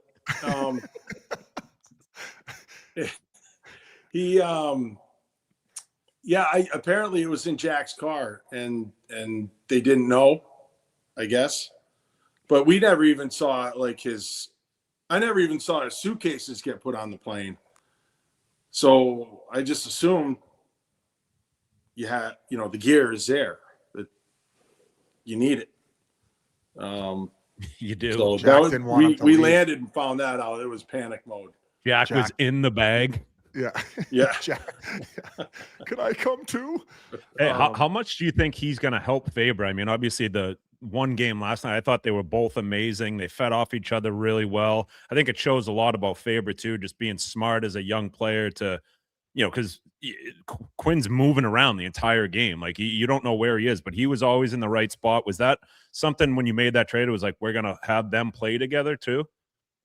Yeah, I mean, I always let Heinze make the last decision on lineups and who's playing with who. But, you know, that was definitely a thought that we could, you know, potentially have these two guys playing for a long time together. And just the way that their game's set up, you know, one's extremely offensive minded, you know, and Fabes has an offensive element to his game, but primarily like a, you know, defensive minded guy. And I think the chemistry will be there. I think it's, you know, their skills and their mentalities kind of match up perfectly for a good pair. And also, Billy G, I was talking about it before. Like I refer to it as like the ace of spades. Like you have a team like Colorado who's able to put a guy like McKinnon and McCarr on the ice together. And not saying Faber wasn't that, but how much does it excite you at the fact that you have a guy like Kirill who's a top 5 forward in the league, and now you're putting him on the ice with a guy who's the second best defenseman in the world? If it wasn't for Cale Makar, he would be the best. Yeah, I mean, that's the thing. Like we're really excited because, you know, these great players, they like playing with other great players. And it's just, you know, when you go out and you play like high level hockey, high skill, high pace, you know, big time hockey, like that's fun. Like that's what you want to play all the time. So, you know, I know Kirill's like thrilled, you know, that Quinn's in town, and he sent me a text that night. It was one word, wow. and he's really thrilled about it. With running Team USA, like the excitement of this tournament, it's not only you, like the fans, everyone's fired up if the rink gets built, but also your GM side, like You got Boldy, Brodin, Eriksson Ek, Faber. You got Quinn Hughes. You got like Gustafsson, Wallstat, maybe. Like all these guys are going to be the Olympics. Is there a part of you like, oh, fuck, like that's a lot of hockey? Or is it more just, hey, this is great? No, it's great. It's great. We also have like David Juracek could play, David Spacek possibly, Marcus Johansson too. Don't forget about him. He's having a great year. Great. So we could have quite a few Olympians, but I mean, you guys know how it is. It's the Olympics. Like, it's good for the game. You know what? Is it risky with the health of some of the players? Yeah, it is. But in the big picture, it's just we need to be there. Yeah, you have to have best on best at the Olympics, and this provides it. So I'm all for it. I love it. Biz, you got anything else for this guy? I mean, how many press conferences, how many interviews have you given? You're probably sick of explaining this trade to people. I also feel like my long ones were pretty good today. They were great. Right? Only 20 seconds. What was my grade on questions? It's kind of crazy. It's almost like you cut the time down a little bit, even though it's like incredibly annoying how long the question is. It's not as incredibly annoying today because you cut it down a bit. Well, you're also in a better mood. You just got fucking Quinn Hughes. Yeah, that's true. I got you on a better day. You got me on a better day today. You did. Your questions. How'd those meatballs turn out? How'd what? How'd those meatballs turn out? Dynamite. Yeah. Dynamite. Is that your number one dish? I wouldn't say so. The steaks you made us were phenomenal. But they're good. Yeah, we had those bavettes. Those are good steaks. I got a shorter question for you. You have what? I have a shorter question for you. Okay. Does this trade guarantee that Quinn's going to be on Team USA because now he's on your NHL club? Didn't we already name him? Is that a yes? Didn't we already name him? Breaking news: Quinn Hughes makes 6? the Olympic team. Post it, G, right from Billy G's mouth. We've known that one, but I was trying to be silly with you, Billy. Sorry. Oh, okay. Yeah. Hey, take William over him. Yeah, just trying to lighten things up here. What about let's go to the wood shop here. What else have you built that's new since we last talked to you? There he is, right there, folks. What's your latest build in the wood shop? Well, it's Christmas time, dude. He's busy. I made a puppet. Okay. Like this one? Yeah, exactly. Oh man. You know what? I have not been spending too much time out there. My wife's getting rid of all the plastic in the house. So we got rid of the plastic cutting boards. So I had to whip up a few wooden cutting boards for her. That turned out pretty good. But other than none of those toxins in the Guerin house. Get rid of the toxins. Yep. Okay. So it's been slow, but it'll maybe sometime soon.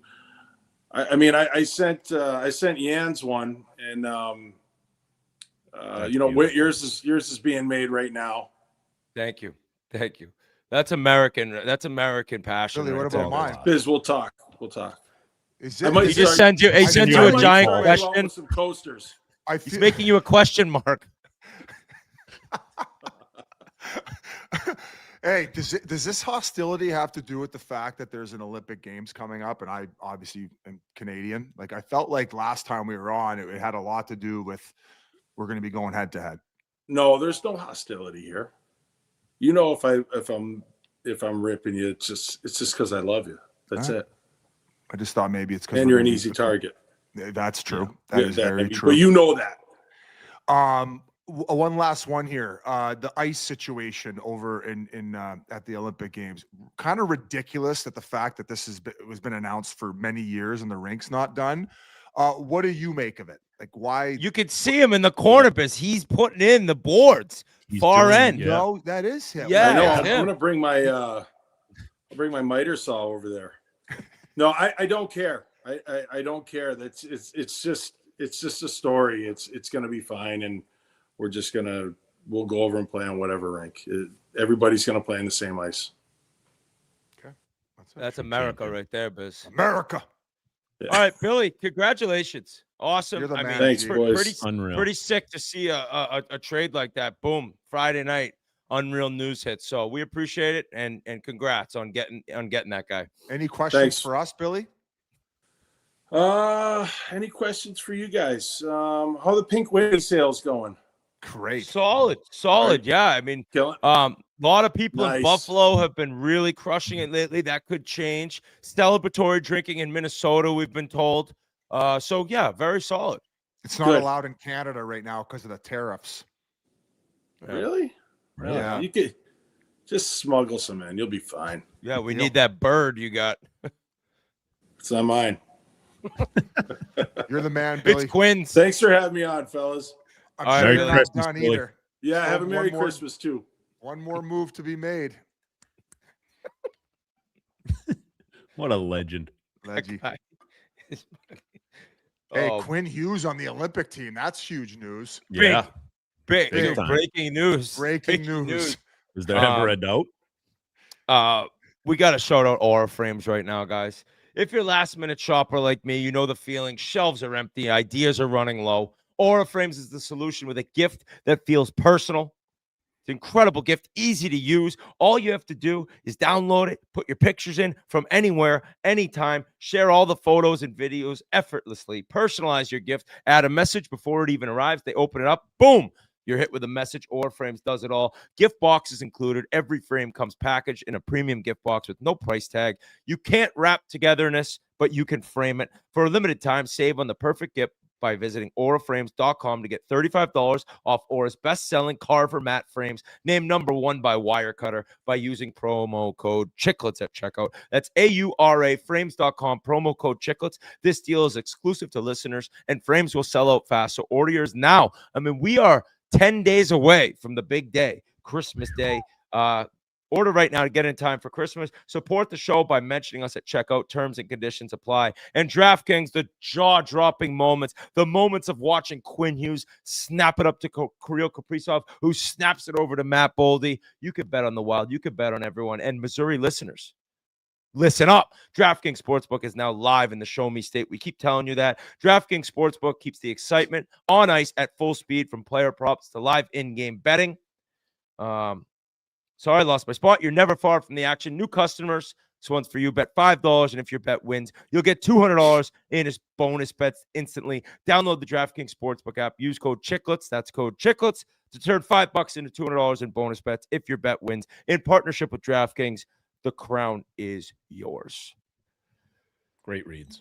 Thank you. I'm going to switch up my lids on behalf of Billy G. Give me one second. Okay, what do you think he's going with? Just a straight-up wooden hat? If it's a Team Canada hat, I'm gonna be fucking pissed off. I don't even think they'd give him one. Oh, wow. The Four Nations lid he rubbed in our face. That episode, after that thrilling overtime loss for Team USA in Boston, Connor McDavid, that was a tough episode, Keith. That was one that was basically my second. I hated him the second most I ever hated him after the Page Sandbagger, but he owned us. He owned us. We have always beat you guys in the first one. That doesn't really matter, and lost in the one that matters. It has to change in Milan, in the rink that Billy G built. So nice lid. Buffalo. Oh, wow. Even before your own team move? I'm going based on the outline. I'd Sure, love to no. talk Tristan Jarry and what we're going to see from him. He's already 1-0, but Buffalo, do you think that Kevin Adams had an idea that maybe trouble was brewing when Jarmo Kekalainen came in before the season? Hey, what's he Considering, doing like, here? That I respect it, though. Hi. I respect it. You got to surround. You got to surround. What are you yourself doing here? Nothing. He's in his office. Just waiting for you to be last in the Eastern Conference come December 15th. Then I'm gonna have your job. Oh Hey. shit. Hey, time out. Since your comments, they've won 3 in a row. Yeah, Okay? they're humming. Beat They're Seattle humming. on Sunday. I know. And listen, I'm not an insider. I'm not a newsbreaker, but I got a text a few days ago telling me that this was going to happen. How did everyone know this? I don't get it. Oh, is it because they hired Jarmo Kekalainen before the season? Everyone knew it in September when he got hired. Fair enough. But what I'm getting to here is that same person that said it was going to be happening this morning, in which it did, is also saying that, and listen, this is not a rumor. I don't know if it's true, but he's also saying that Lindy Ruff is not going to be behind the bench moving forward coming in the next few days. If we get Torts coming in there, I swear to God, I love it. Have you heard names, Biz? They need no a names. I got the text while we were recording here, okay? I'm not breaking nothing. I'm just saying the same person who knew that Adams was on the way out, and he gave me the time that it was going to be today, and he was bang on. I'll read you what he wrote. I'll read you what this person wrote. What's his name? Lindy to POHO. What does that mean? Hockey ops, basically? President of Hockey Operations. Okay. And then such and such being named head coach. I'm not going to read the name. Same. You're not going to read the name? It's not Torts? Did I get it? It's not Torts. It's not Torts is the name. Lavy. Now, would you say Torts just for like a small solution to figure out what he's seeing, what's going wrong, to eventually name someone else, or you just think to be snapping on guys and to change the culture a little bit, kind of like he did in Philly to kind of tenderize? Did Yarmo have him? Did Yarmo have him in Columbus? Yeah, he had to have, right? Yes, yeah, he would have had him. And I think that he is a good solution to send in there, kind of like Philly did. Mind you, not a 4-year deal with whatever he was. I think he signed like a 4x4. Go in there, see what's wrong, snap a little, create some accountability, change the culture, and then hand the reins off to a guy like Talk or somebody else who is going to be able to run it beyond. Because Torts, as we know, has a pretty short shelf life, and I don't think he's the answer for the future. Are we in agreement of that? Yes. But he's also like, he's got the stature of, he's probably not going to sign a 1-year deal. Why would he, right? Like he'd want the term, like, and I think he's earned that to get that. But Buffalo doesn't have the money that Philly has. They don't fucking have the Comcast thing. Oh, the Pagula's got plenty of money, and that's another He's got plenty subject. of money, but buddy, he hired fucking, no offense to Lindy Ruff, but I wasn't trying to be too critical. He's had an incredible career, Hall of Fame head coach, but I think that ship has sailed, right? I don't think he's going to get through to these young guys. It takes a little bit more. It's going to take a guy like Carberry to go in there and change things. You need to have the energy to do so. I felt like it was a very nostalgic hire from the beginning. I also felt like that was the type of hire where maybe you were going to get what you're talking about from Torts, an older guy who's like fucking losing his mind on these guys about accountability and how to play hard and build, grind through adversity, where once again, I think that at his age, maybe he's like, I don't got the fucking energy to be screaming at these kids every day. I'm just going to fucking ride it out. So if they have the money and they want to spend to go hire a guy like Torts, I think that's going to cost you $3-4 million to do so. Well, they already got fucking Lindy on the payroll. How much more are they going to dish out? Right. Yeah. So I don't know. I'm not going to read the name of who the head coach is going to be, if this is even true, but considering, is it a name that people will be like, wow? Is it, or is it just kind of like, oh, that's who they got? Like it ain't gonna be Pete DeBoer. What other names are gonna wow you right now? Elliotte. Yeah. No, I hear you. Well, that just kind of brings me to, I think Sabres fans, and I was going at it with a couple Sabres fans, like, you use us for clicks. You use us for clicks. I talked to you about this business. Bullshit. Like, fuck you. Like, we've made it clear we want Buffalo to be good. The NHL's better off with Buffalo being good. It's an incredible market. It's a hockey town. We want Buffalo to be good. We've talked about the struggles year after year after year, and the fans have talked about the struggles, and the fans wanted Kevin Adams done. But you can't tell me, and Buffalo Sabres fans, sound off. How much do you want a new owner? And, buddy, like, let me read you this. Since Terry Pagula bought the Sabres in 2011, 5 GMs, 8 head coaches, including 2 Lindy Ruff tenures. This is from at Puck Report NHL. 28 goalies with 1+ game played, 7 captains, 2 first overall picks, and 0 playoff appearances. So at some point, you look at ownership. Buddy, look at Florida since their new ownership. look at what Edmonton, like, now, granted, Daryl Cates had a lot of years where it wasn't great in Edmonton, and you're giving McDavid and you draft Leon, but ownership fucking matters. It's very clear that it matters, and there's some sort of issue. Maybe the guy cares way more about the Bills. I have no idea, but Sabres fans have to be like, I would do anything for a new owner. Am I wrong? No, not at all. And do they deserve it? Yes. I mean, last time the Buffalo Sabres were good, the playoff games were on the outdoor network. Like, could you imagine them when it's on ESPN and TNT? Like, they're a must-watch, a region of the United States, and we need them to be good. We want them to be good. Whether another owner can come in and change it, I don't know. Like, do you think the owner's making more calls than the GM? I don't know. That's the biggest thing. If he's letting the GMs run it and hasn't been great since 2011, he's got to hire a better GM.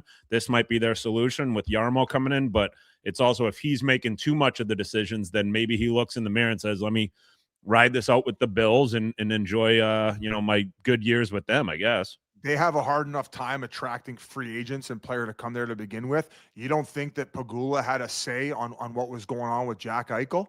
You don't think after handing him $80 million, he was like, no, I want him to do what I want to do? He had to have been involved in that. So I think that, he's be interesting to know. He's probably a little bit too hands-on and also a little bit cheap in some cases. I just mentioned the Lindy Ruff hire. Like, I get the nostalgia and wanting to get people excited about remembering the glory days that we had when we made our run to the Stanley Cup final against Dallas. But was that the right decision to be made? Who made that? You could kind of, if you want to blame Adams, it's like, I don't know, man. He probably only had a certain amount of budget to work with in order to go get a head coach. So that's going to hinder you if you only have a certain money to spend. So they got the money to spend it. They just got to figure things out. And going back to your comment about only using the Sabres for clicks, it's this one fucking dickhead on Twitter all the time who's always commenting on every fucking time we post about the Buffalo Sabres. His name's Alex Jones. Jones Alex 91. And his other gripe was like, all you guys do is shit on us. Think of solutions. Solutions? We fucking talk about these fucking solutions nonstop. I've been fucking screaming it from the mountaintops. And I don't, not to throw, not the first overall pick defenseman, drawing a blank on his name. I was going to bring up Owen Powers. I've said that. Stop fucking handing over these 8x8 when nobody's fucking done fuck all. Okay. Like, I'm not saying he ain't going to turn into Victor Hedman, but he's playing softer than puppy shit out there. Why are you just handing over the keys on these fucking deals to all these kids who haven't proved fuck all? Some of these other teams do bridge deals. Oh, well, we have to give those types of deals because it's hard enough to keep him in Buffalo. Well, if they ain't fucking want to play for your city and you got to pay them all this money before they prove it, maybe they're not the fucking answer. So there's a fucking solution for you, Mr. Jones. How about stop moving on from guys like Reinhart, O'Reilly, Jack Eichel, the actual winners, and I'll keep fucking listing them off. I imagine that Kekalainen goes in there and we're going to see some big moves. Yeah. And dude, Owen Hopefully Power, he gets the keys, though. Hopefully they just give him the keys and it's his. We know that it's him making all these decisions and there's nothing coming from up top. And it's like, all right, hey, if there's something's going to go bad, this is on Yarmo. But sometimes the owners that are too involved, it's too much. It just like there's power trips, right? Like there's some people want one thing, the other, but at the end of the day, your GM's watching every single one of your games, every single one of your practices. They know what you need or don't need. I think you got to entrust the power in whoever you're hiring to run your team the way it's wanted to be run. Leaders of business, they delegate. They know what they don't know, and then they trust the people they hire. Yeah. And that is like how you build, like, you cannot have an owner who never played hockey and doesn't know shit all of a sudden be involved in hockey decisions. Like, you got to be like, all right, dude, like I interviewed people. We looked at different options. I trust this guy. Go run with it. Once you're involved in it, you don't know anything. Well, you don't know what you're talking about. And in terms of Owen Power, Biz, like, he is young. Dude, if you're not going to put up a ton of points and you're that big, and this is literally, I'm speaking to you from somebody who was the exact same way. And I wasn't on power, but you have to be physical. You have to be a prick to play against. He's out there just floating around. You're not like, if he's getting 70 points, I don't care if he touches a soul. I don't. Right. But he's not. So, like, I don't know. Is that a guy you're taking calls on? But then you're selling low. So that's another, like, factor. And, like, what would you get in return? But I imagine Kekalainen now is like, everything's open for business and everyone, except for maybe Dahlin, although maybe Dahlin doesn't want to be there anymore. That's putting words in his mouth. I have no idea. And I don't think Sabres fans want to see him go. He'd probably be the one guy you don't want to see go, right? Or him or if I was the Leafs, I would do what Billy G just did and try to present a package in order to get your ace defenseman. Yeah. That's what I would do. And going back to that's why like Kevin Adams, like, I can't even criticize him because I don't know what he was putting up with as far as what actual control that he had. Okay. So it's hard for me to criticize him. Obviously, probably didn't do the best job, but you go back to the ownership and what you talked about, Whit. Who are the most involved owners in the league? Aquilini in Vancouver. He's involved. He's making calls. How are they doing?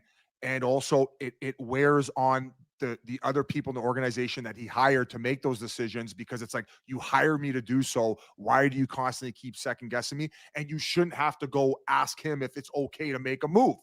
Because like Gan said, Florida, no, here's all the money in the world. Go do your thing. Same thing with the Vegas Gold Knights or owner. Whatever you need in order to win, I trust in you guys. You guys make it go happen.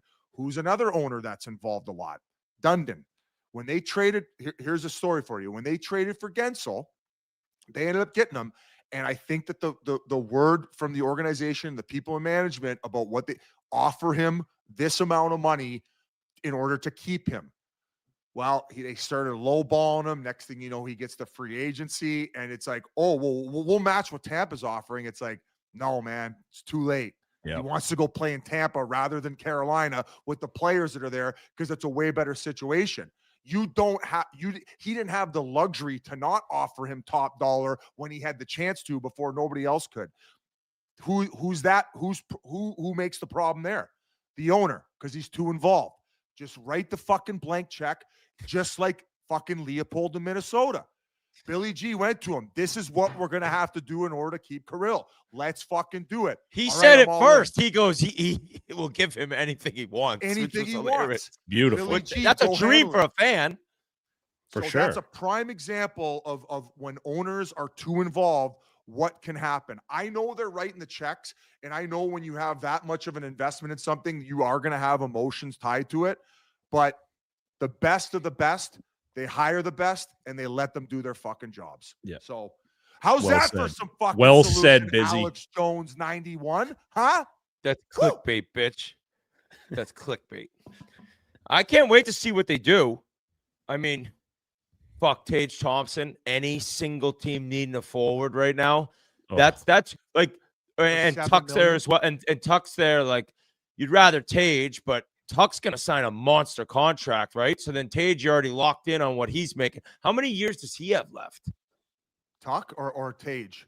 Tage. Tage, I believe, signed a 7-year deal. So he's probably got 4 years after this year left. 29-30 season. He's signed till the end of 29-30 season. It's oh my God. That's going to be a boatload. That's going to be a boatload return. You know, Tuck's UFA, so it's a way different return. But, oh, God, then they go. Dahlin maybe wants to go. I don't know. And how do you just rebuild again? But you've been rebuilding for 14 years. So it's like the most confusing situation in the league for fans that just want a winner. How much cap space did they have? Buffalo? They got a decent amount. This summer, they're going to have a decent amount for sure. I bet you this summer that they probably have 20 million on the books, 20 million off the books. But nobody's going to sign there. Tuck, yeah, that's the thing. Tuck's not going to be there anymore. The only guys making significant money are Dahlin. Power makes 8. Dahlin 11, I believe. But yeah, once you get rid of Dahlin and Thompson, boys, like it's and then Tuck's gone. It's fucking slim pickings. There's nothing left. Like Bo Byram never he hasn't at least got to where we assumed that he was going to get when he was with the Avalanche. That was the assumption when they made that move to get him. I don't think anyone really won that one because Middlestad went the other way, but it's almost like they have to strip it to the ground, but like it would just be so interesting to know, and I'm sure we'll never find out, is how much power Evan Adams had, if any. Like you just, especially for him, his first crack at it as a GM, and you may not ever get another one, but for a guy like that, you just hope maybe he had a little bit of say, or I don't know, but hopefully he gets another crack somewhere else and can be in a better spot. Well, you know who got a new goalie, guys? The Edmonton Oilers. And I'm going to start this off. You could have had him in waivers. Okay, listen. A lot goes into this, but I want to start this thing off, and I think most Oilers fans would agree. Shout out to Stuart Skinner. That guy dominated Dallas in back-to-back Western Conference Finals. He was not good enough to get the job done. Would any goalie have been good enough? We'll never know. The Panthers are an incredible team, but Skinner played a lot of incredible games in big games too, big moments. That guy showed up, and there were times that he wasn't good enough, and Picard's coming in and playing. I just think the way that he approached being an Edmonton kid, playing for that team, and then always you heard all the media after, Spec, even everyone reads Spec, even he's saying after, like, this guy would speak to the media after great games, after piss-poor performances. No matter what, he was a true professional. So all the hate that he got, like, sometimes it's like, fuck, I feel for him a little bit. I know what that hate feels like, and I know what the hate feels like when you're on a bad team. I can't imagine that hatred that fans had and that the amount of pissed off Oilers fans there were towards him when you're like competing for a Stanley Cup. But the time had come. The time had come, Biz. It was like you had to do something. Now, the initial reaction, people ridiculing the Oilers, like, this is the goaltending help. And when you bring up the waivers, dude, I said it too. Like, you could have had this guy for free, but that's way different because you're bringing him in. You're not getting any money out. All of a sudden, you're bringing in $5 million, whatever Jari's at. Like, it doesn't really work like that. And last year, when they had him on waivers, he was lost. He's not this year. He's not. And I'm going to read you a tweet. Now, I pumped up, what's his name? Skinner there. But let me just read you something here. Okay. Where is it? Okay. Got to find it. I apologize. I got to go to where I saved all my stuff. You guys know Justin Bourne-Biz does the show with Kipper. Yeah, him and Kipper. He retweeted this tweet from an account, Archaeologo guy. No, I can't say it correct. I wanted to see how many goalies have had playoff seasons with more than 10 games played and how everyone stacked up by save percentage. 147 goalies have 10 games or more in the playoffs since the 05 lockout. Ranked by save percentage. 2024 Stuart Skinner, 129th. 2025 Stuart Skinner, 142nd. 2025 Calvin Picard, 145th. 2023 Stuart Skinner, 146th. That was out of 147 people. And they made it to the finals. Okay? Okay? Tristan Jarry is a better goalie than Stuart Skinner. Is the health an issue? Yeah, that's something you for sure worry about. Like, there's some goalies that seem to always be like Bobrovsky's he's always healthy, it seems like. It's like some goalies and some players alike, they're able to stay healthy. It's an incredible ability. Talk about it. The best ability, availability. Shout out me just using these old school phrases. You're crushing this. I'm crushing it, guys. You're Let me be honest. Clicks in the chat for Whitty. Thank boys. you, guys. Thank you. And to say Tristan Jarry, what are you gonna do with Tristan Jarry, dude? This guy's had some big time seasons, and then there's Pittsburgh beat reporters saying you're trying to win a Stanley Cup. You bring in Tristan Jarry's the worst big game goalie I've ever seen. Like, what did they have? They had one little run in the playoffs when Sid got concussed up 3-1 against the Rangers. And you're dealing with injuries also. Who was the goalie playing for the Penguins at that point? Domingue, third string. Tristan Jarry. Tristan Jarry's going home. He won a Memorial Cup for the Edmonton Oil Kings. He has a chance. He wanted to go to Edmonton. He has a chance. He's going to a way better team. He's had a very good season. I've talked to many people that say, like, when he's healthy, and he's unreal. He's got incredible skill. He looked awesome in the first game. And then people are like, oh, he had similar numbers to Skinner in the game they beat against Toronto. That's a Skinner-type performance. What did Bussi just tell us? Don't go by the numbers all the time. And we have a guy, we upgraded our goaltending, okay? Like, what did you want? You can't go get Saros. Look at the contract. I don't even know if I want that. And that deal, that money, that length, it was time. The Edmonton Oilers, they didn't take him on waivers. They didn't have the ability with the money. He wasn't at his game last year. Now he has found his game. And you bring a guy over to his hometown. He lives there in the summer. And now watch him go, guys. Watch him go. And I don't think they're done either, because they probably need help based on Pickard and what it was so bad against Montreal. He actually stopped like 4 breakaways. The team didn't play great, but they probably need somebody else too. Right? Like, it's not necessarily going to be just Jarry. Maybe it's a little tandem action. That is the world we're living in as Edmonton Oilers fans. But for any Oilers fan who's just disgusted by Tristan Jarry getting brought over, why? Give him a chance. Give him a chance. This is a way better hockey team than Pittsburgh, who, by the way, had the worst weekend maybe in NHL history, blowing leads after lead after lead. Games they were 99.9% sure they were going to win. They lost.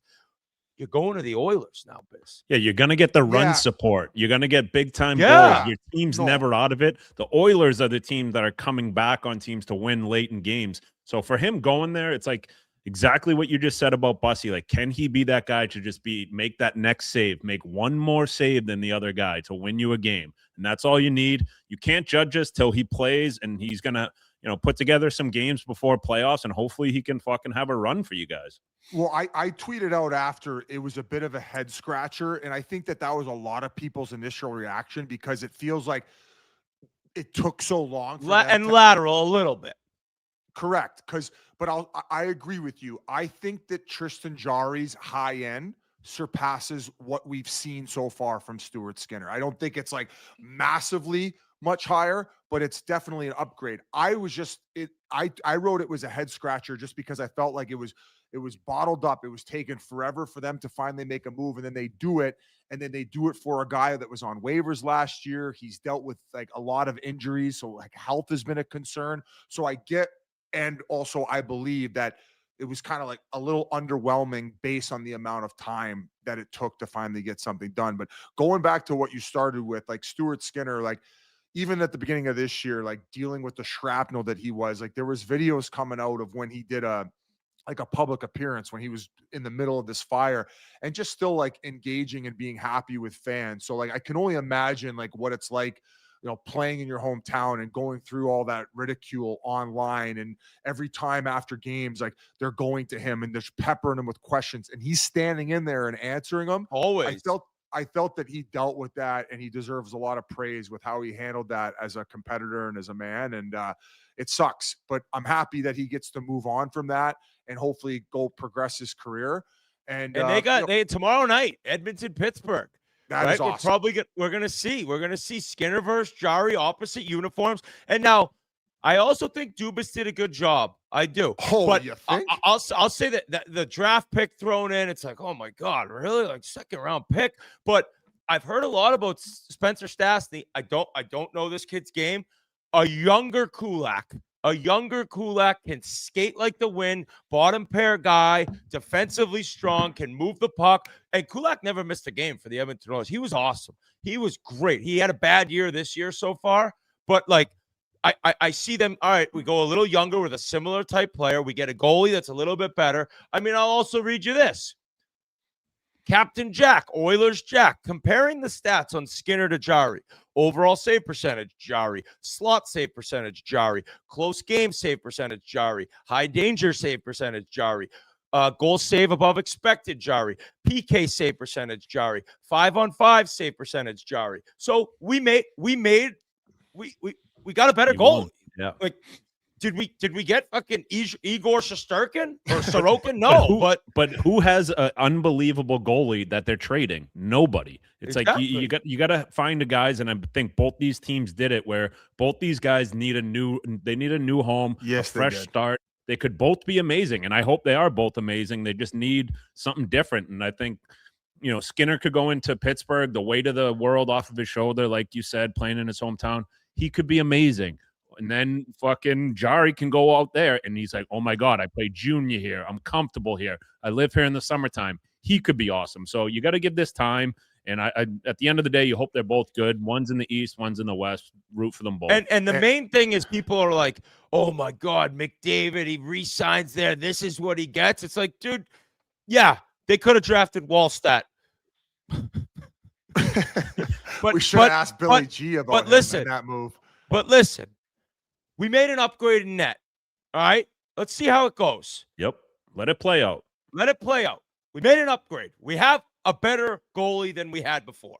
If you didn't do anything, they'd be pissed, right? So it's like we did something. Let's see how it plays. The funny thing is that it happened as like the Oilers kind of turned things around, and like Skinner had turned things around, and then it happened, as opposed to when he was going through his real shit earlier on. But I mean, timing's weird with trades like this. So, hey, I'm looking at this thing positive. We just interviewed Brandon Bussi.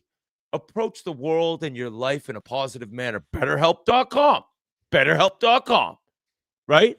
Yes. Yeah. Thank you, guys. Thank you, guys. And then also Jari did. He came to a couple Spittin Chiclets events, or at least one of them. I remember seeing him when we were maybe there for the Stanley Cup Finals. So he's a big Chiclets guy, and he'll be playing in it this year.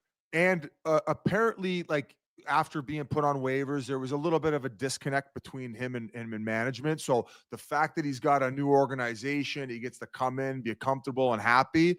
I think the sky's the limit, and we might see another Oilers run, Whitty. Yeah, I wouldn't be surprised at all. Since Whit said that they're going to go on this run, McDavid's getting 4 points a night. Like he said, he's been amazing. Him and Leon have been incredible. Yeah, nothing like a game against the Leafs to get them going, eh? Yeah, so Biz, I want to bring this up because you already mentioned like Maple Leafs fans and different graphs of stats and like what is happening with Matthews. And I think it was Mike Johnson mentioning that it was like McKinnon, McDavid, Matthews. And now he's not even in the conversation. All the underlying Pasha numbers are crazy down on a downward trajectory, I think for the third year in a row or second year in a row. I think that there's an injury. There has to be. You just don't see somebody that good, that dominant, take a turn like he has. And you're watching games. I saw one tweet, 3 points for McDavid, 3 points for Leon Saturday night, 3 puck touches for Matthews. Like that game was kind of, I was like, wow. And he used to have shifts where dominant along the wall and physically and defensively in his shot. He has to be injured, right? Yeah. I mean, we talked about it a bit last pod, and I feel like by the day it just keeps amplifying with people shitting bad on and it can get brutal there. Like kind of like the season, the way it started. I'm not going to like overreact. It's really hard for a guy in his situation, considering he's making top dollar, not really signing those long-term deals with Toronto. So it's not like you're going to get that leniency from the fan base. And when you're making top dollar, they want to see what McDavid is doing on the ice. They want to see what McKinnon is doing on the ice. I mean, he's making probably $1.5 million more than what McKinnon is right now, maybe even a little bit more than that. But you're not seeing that pop like we've seen before. And when you're a player like that, there should be periods of a game where for 2-3 shifts in a row, he's just all world taking over. And we're just not seeing that like we used to. And I mean, it could be a microcosm of a lot of things. Like he clearly doesn't have his guy, Mitch Marner, where, they had chemistry to where offense would just naturally come easier. The power play, because of that is not the same where he would, score more goals on. I mean, this is a guy who's removed a few years from a 69 goal season, giggity, right? So that's kind of what the expectation is for a lot of people. Now, I will say, like, even though like he is known for his goal scoring and taking over, it's not like he's a liability defensively. Like he still contributes in a lot of areas of the game. But the thing is, so do those other guys, and then they're able to provide you 100 points. And we're just not seeing that takeover that we once did. And at this point, like, you don't hope a guy's injured, but you would hope that that's what's hindering him from not being able to play up to that capability, right? But then if you're a Leafs fan, I hope you that. hope that it's like he's going through something injury wise that is going to be able to be healed with rest. But you're looking at this season and how they're treading water as is, and it's like, well, if he is dealing with a bit of a back injury, is he just going to keep going and pressing on through the Olympics and then and through this crazy schedule? Like, so that's where I could see the fan base being a little bit frustrated, where if they see him go on to play in the Olympics, does well playing with all those good players, and then comes back and then is back to what we're seeing now, and then they maybe don't make playoffs, then you're going to really hear people barking online. So and the other thing, going back to kind of what I was touching on about, there's nowhere to escape. You're a first line center. You're going against, like the other night he played, I think it was like 11 or 12 minutes against Celebrini when San Jose came to town, when they blew that 2-goal lead. Like Celebrini, like you got to keep up with this gazelle skating around the whole night. 19. Matthews is no spring chicken. He's a big body and more than likely dealing with a back injury. So, you saw the last goal. I mean, you posted that one in the chat where it's like, well, it's 3-on-3. That's not real hockey. But I could get at the end of a game where you're trying to keep up to Celebrini, where you might be a little bit out of gas a minute into your shift 3-on-3. Yeah, so, he'd been out there a long time for that I didn't know that. So that's and he turned it over was the problem. There's a million games going on, right? So it's hard to watch, but he's playing 20 to 22 minutes every night against the best centers in the world. So if he's ending up where he's only got an assist and, they were successful in 1-2-1 or 3-2, people don't really give a fuck. They want to be blown away with these McKinnon, Makar, McDavid shifts. And I don't think with where he's at right now, you're going to see that. You're seeing a guy who's going through something and he's trying to lead the best way that he can. And then, of course, with Toronto media, it's just going to be a shitstorm every day until they see the Matthews of old. And I just don't know if we're going to see that this year. The scary thing is if it's the back, that's very scary. It's brutal, dude. Because you're fucked when the back's gone. Like people can't even live normal lives that aren't even athletes with back problems. Right. And then when he went over to Europe, it's just it sucks. I feel horrible if he is battling something. And once that back's an issue, it's like it seems to like never go away. You never want to get back surgery. Keith's brother's going through that right now, Brian. It's just crazy to see, though, like how dominant that guy was, and just to see a difference. And I'm sorry, guys, not to change the subject quick. I did forget my the one tweet that really blew me away about the Oilers and goaltending. This is Dreamer 299793. That's Leon McDavid and Nuge. The Edmonton Oilers have a 123-10-8 record when their save percentage has been 900 or above since 22-23. That's crazy. So if Jari could be 901, we'll go 16-0 in the playoffs. I would say that the average goaltending is basically getting like a 905 save percentage now. I think it's gone up from the 900. It might be even closer to the 910 range, but fuck, just give you 902. Give you a little bit of leeway. 902, we're winning the cup. And going back to kind of the state of the union of where the Leafs are, if Matthews isn't playing to what we know and we've seen before, they don't have a snowball's chance in hell of going to the Stanley Cup Finals. I see them this year with the injuries they've dealt with and the shitstorm and moving on from Marner and trying to refine that identity. I think that they're a wild card team that, if fully healthy and they're getting the goaltending that we've known to be accustomed to over the last few years, I think that they could end up in a similar spot to last year, going to the second round, winning a first round series. But in the case of Matthews, if we continue after the Olympics to see what we've seen, and it is a back problem, shut him down. Yeah. I don't think the juice is worth the squeeze this year, given how things have gone. And I'm not saying like wave the white flag on the season, but you have to be worried about this guy because he's going to have 2 years left remaining on his deal. And you need him playing to that level if you have a chance now with where your team's at. So it sucks, but that's the reality. And I'm still going to root for him. And I'm not going to pepper him the way that everybody else is online, because everybody goes through spurts like that in his career. And that's my guy, Pablo. So in brutal news, for not just the city of Chicago, but hockey fans in general, Connor Bedard goes down. And I was just like, no. Like, this is an American. This is a guy who's just kind of been blown away with what he's done this season and the paces he's been on and what he's been able to do with Chicago, being in the hunt for a playoff spot. To see him on a fluke injury go down, just disgusted. And you could tell right away it was bad. They've announced he will not play until after the new year, or it'll at least be he'll be reevaluated after the new year. But my thing is to Blackhawks fans, I get the anger. Barstool Chief, a good buddy of ours, Biz, a guy who's been just so drawn into this Blackhawks team and the excitement again.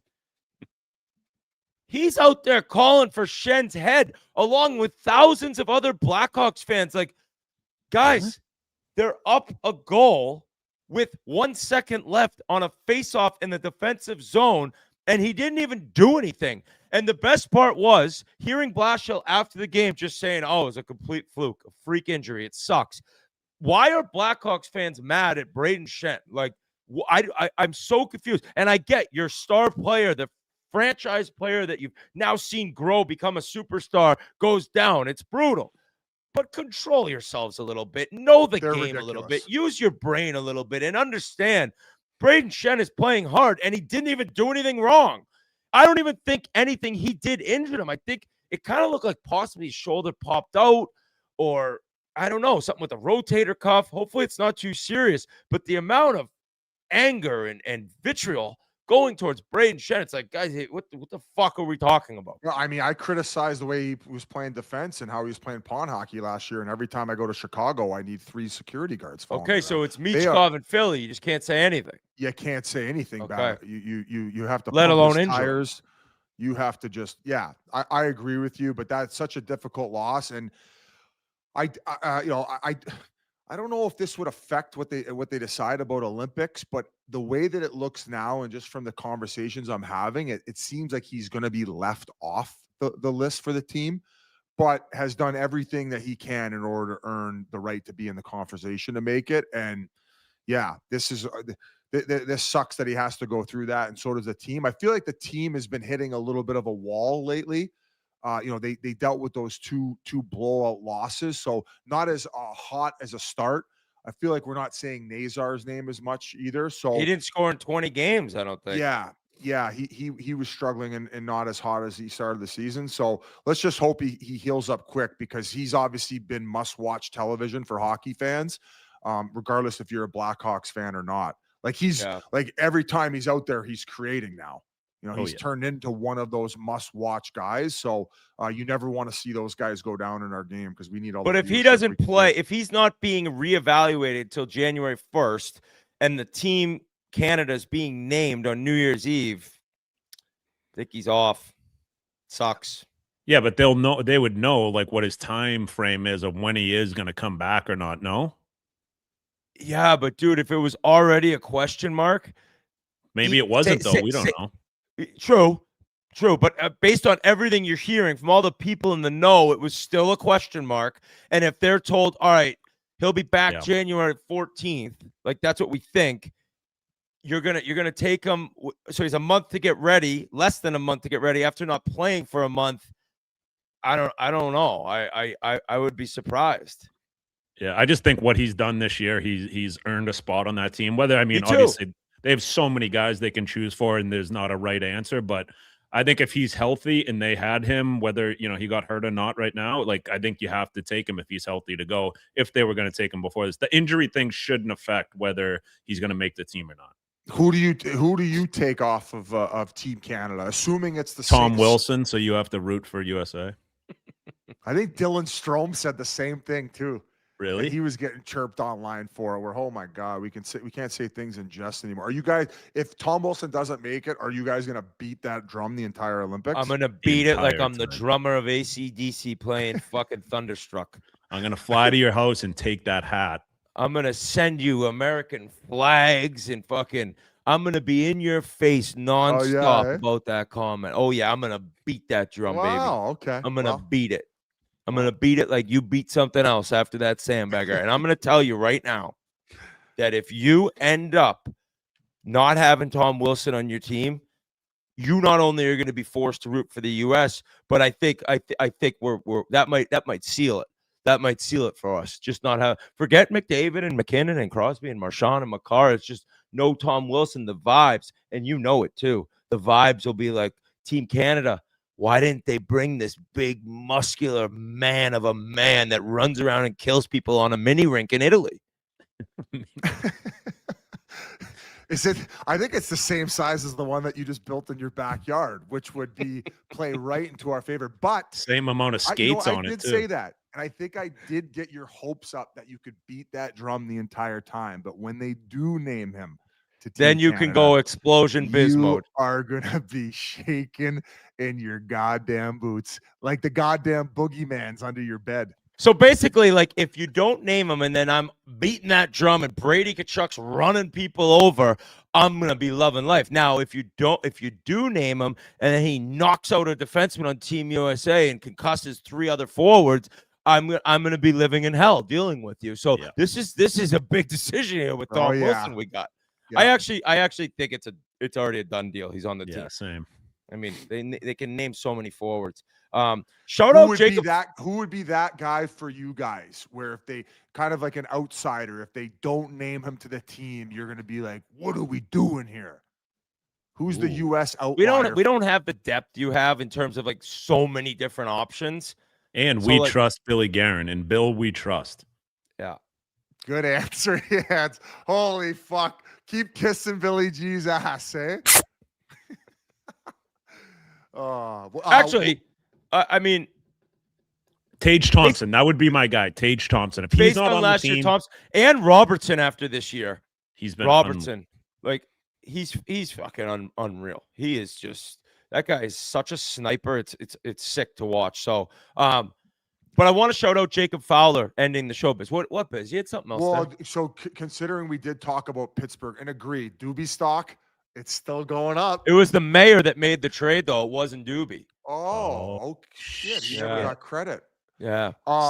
One thing I do have an issue with, though, is how they've been blowing these third period leads. And we're not talking like, tight 1-goal game, although they did when they were on the power play against Anaheim. That one you cannot happen. Face off in the offensive zone. But against the Toronto Maple Leafs, when I was live in attendance, they were up 3-0 in the third, lost in regulation. And then the other night at home to the San Jose Sharks, was it not 5-1? With 14 minutes to go. You're fighting for a playoff spot here. 5-1? I wish we had Army on here to talk about what the fuck is going on and why this team that we thought was going to surprise everybody. I mean, they were in a playoff position. If it wasn't for these blown leads, they would be, I believe, second in the Metro right now. They could be at first in the Metro, no problem, based on What are they doing? They've had some other ones. How about this? So the Pens had a 5-1 third period lead for this is Jay Fresh Hockey versus San Jose. That gives you a 99.9% chance of winning. They had the 3-0 lead against Utah, which gives you a 97.9% chance of winning. Combined, it was a 1 in 47,619 probability of losing both games. So those three, with the Leafs one and those two you just mentioned, those are inexcusable losses. The one where they tied it up in the like 0.01 seconds against Anaheim, okay, but you're on the power play. So let's throw that one in there. That's 4 games, inexcusable. That's 8 total points. I believe in what? They lost 5 in a row. 3 of those, you get the single point. That's a 5-point swing, which is the world of difference. And once again, puts them in second, if not first place in the Metro. So wake the fuck up, Pittsburgh. Kobe, get them a sniffer. Stop worrying about your slump busters and get those guys some fucking sniffers going up for the third period. Hey, the best was Army after the second. They're like, they're going to have to get Askarov hooked up to the IV machine. I'm like, maybe they should have hooked up the Penguins to it because they ran out of gas. But to blow that lead, if you look at like the timestamp with what was it, 14 minutes with? 14 minutes and like 20 seconds left. They're up 5-1. Like that's one of those things, even like if you're on the bench being like, all right, boys, we can do this. Like no one's even saying that at that point. It's like, okay, let's just get on the bird and go to the next fucking city. No, but the bench on San Jose as they kept scoring. And I can't believe San Jose is sitting in a playoff spot right now. That is one of the stories of the season. Yeah. It's awesome. And it sucks. Will Smith got hurt too. Kind of a scary looking injury. I think he hit his head going down. And Celebrini jumped right in there, got right in the mix. It was pretty fucking sick to see him get in there and get his guy, his running mate, try to defend him a little bit. But we don't want to see him out. He'd been making a huge step his sophomore season, and he's been awesome to watch. So that sucks. But San Jose, what they're doing, I mean, there's no chance Mike Greer thought going into the year that come December 15th, they'd be sitting in a playoff spot. There's just no way. If they get in the playoffs, Warsofsky, I mean, gave up one of his kids, he should be up for Jack. Hey, we fucking laugh, boys, but they've turned it around. This guy wants it. So any of you people who are going through a tough time, especially in sports, if you got a couple kids, if you got two, you still got one. If you give one away. Yeah. Math. Big brain biz. On that note, is it Dan Rusanovsky who is the TV play-by-play for the San Jose Sharks? I want to make sure I'm giving the right person the proper credit because I don't know if you heard the goal call. He's been there forever. The goal call on that OT winner that they had against Pittsburgh, go listen to it. He's been doing the play-by-play there for San Jose forever. Some of these guys don't get enough credit. He's right up there with that broadcast team is right up there with the Colorado Avalanche and how much enthusiasm they bring. So just an incredible goal call in bringing that one home. So one of the best comebacks in Sharks history. I think that's all I had to bring up other than now to wrap things last up. thing was just shout out Jacob Fowler. Actually, we got two things left. One is current NHL related. Jacob Fowler won his first start against the Pittsburgh Penguins. Ken Dryden, Carey Price, and Patrick Roy's first start for the Canadiens was all against the Penguins. All resulted in W's, and Fowler did the same thing. He was awesome in that game. He ended up losing at MSG on Saturday night. They were up 3-0 too. JT Miller scored on a rocket in overtime to beat him. But I think based on that first game and some of the saves he made, like late in that Rangers game, he gave up one bad one from like behind the goal line against the Rangers, but he looks the part. They had no intention on him playing in the NHL this season. Ideally, play the entire year in the minors. The goaltending's been so bad that they brought him up, and we'll see what happens if he stays. Montembeault hasn't started a game in like 2 weeks. Dobush is there. We'll see if Fowler stays there, but exciting for Canadiens fans to hear all this discussion and the viral clip of his draft interview where he wasn't drafted in the USHL, wasn't drafted in the OHL, very energetic as he's talking to all the guys. And then to see the resume coming in and then play like that in your first start, like those other three legends in the Canadiens, pretty cool. So shout out him, kid from Florida playing in the NHL. He grew up playing on a team with Gavin Brindley and Seamus Casey from Florida. Kind of crazy. And mea culpa for me, and unreal job bringing that up with like the fact that all those guys made their debut against Pittsburgh. That was such an eerie thing. That's why I think that the league is scripted sometimes, and Gary's just the puppet master at the top. I fucked up, and thanks to RA for texting me because he's listening. Shout out to the rear. Is Randy Hahn, who is the play-by-play guy. Look at that stallion, 67 years old. Look at that tan. Look at how fucking good looking this guy is. Gee, what a weapon. Incredible. But he was the one who made that goal call, so I fucked that up. But they do such a great job there out in San Jose, so pumping their tires. Attaboy, RA. Yep. Great job, RA. He's texting me right now. I got the bubbles. What's he saying? He just sends you a picture of him hitting his bong.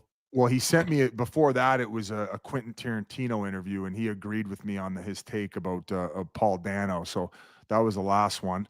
And then he's got the bubbles are still going. Come on, RA, deliver. So Biz, some tough news about an amazing person that Keith and I knew. Brian Walsh, known to everyone around the Boston area as Dookie Walsh, passed away. Keith and I are friendly with his son Rory. He's great guy, and this guy was such a legend, Biz. Yeah. Like an incredible hockey player, the all-time leading scorer at Notre Dame. So he's from Boston. It wasn't common back then. He passed away from a long battle with dementia, just a horrible disease. But this guy, one of the greatest high school hockey players ever in Massachusetts, and a better person. Like, I remember so Rory's a year older than me, but we were in the same grade and, just playing with and against each other growing up. Keith's dad played with Dookie Walsh when did they play together? Growing up. Yeah. So like grew up like in basically like the projects in Cambridge. one of I don't know how many brothers and sisters he had, but like a tough upbringing, and it was very uncommon back in the day for like star players from around here not to go to BU or BC. And I think it was smart for him, like based on what was going on in his life, to kind of get away and go to South Bend. He went out there, Biz, his 4 years at Notre Dame, 73-74 to 76-77. He had 33 points, 58 points, 65 points, and 69 points. He played a little bit in the WHA for the Calgary Cowboys and became like, he was like a legend around here. Like, what was his school? Matnon, right, Keith? Matnon, yeah. What was the quote somebody said? It was it was a gas station with books before Dookie Walsh went there. But Biz, this guy was like just the most positive guy. I remember being like 14 years old. I was playing at Thayer, and his son played at Milton Academy. And everyone, you knew who Dookie was because of how good of a player he was. And I remember seeing him several times. He'd give me little tips like, Ryan, you're doing great. You look unbelievable out there. Just like pumping you up. And like coming from a guy like that, it just meant the world.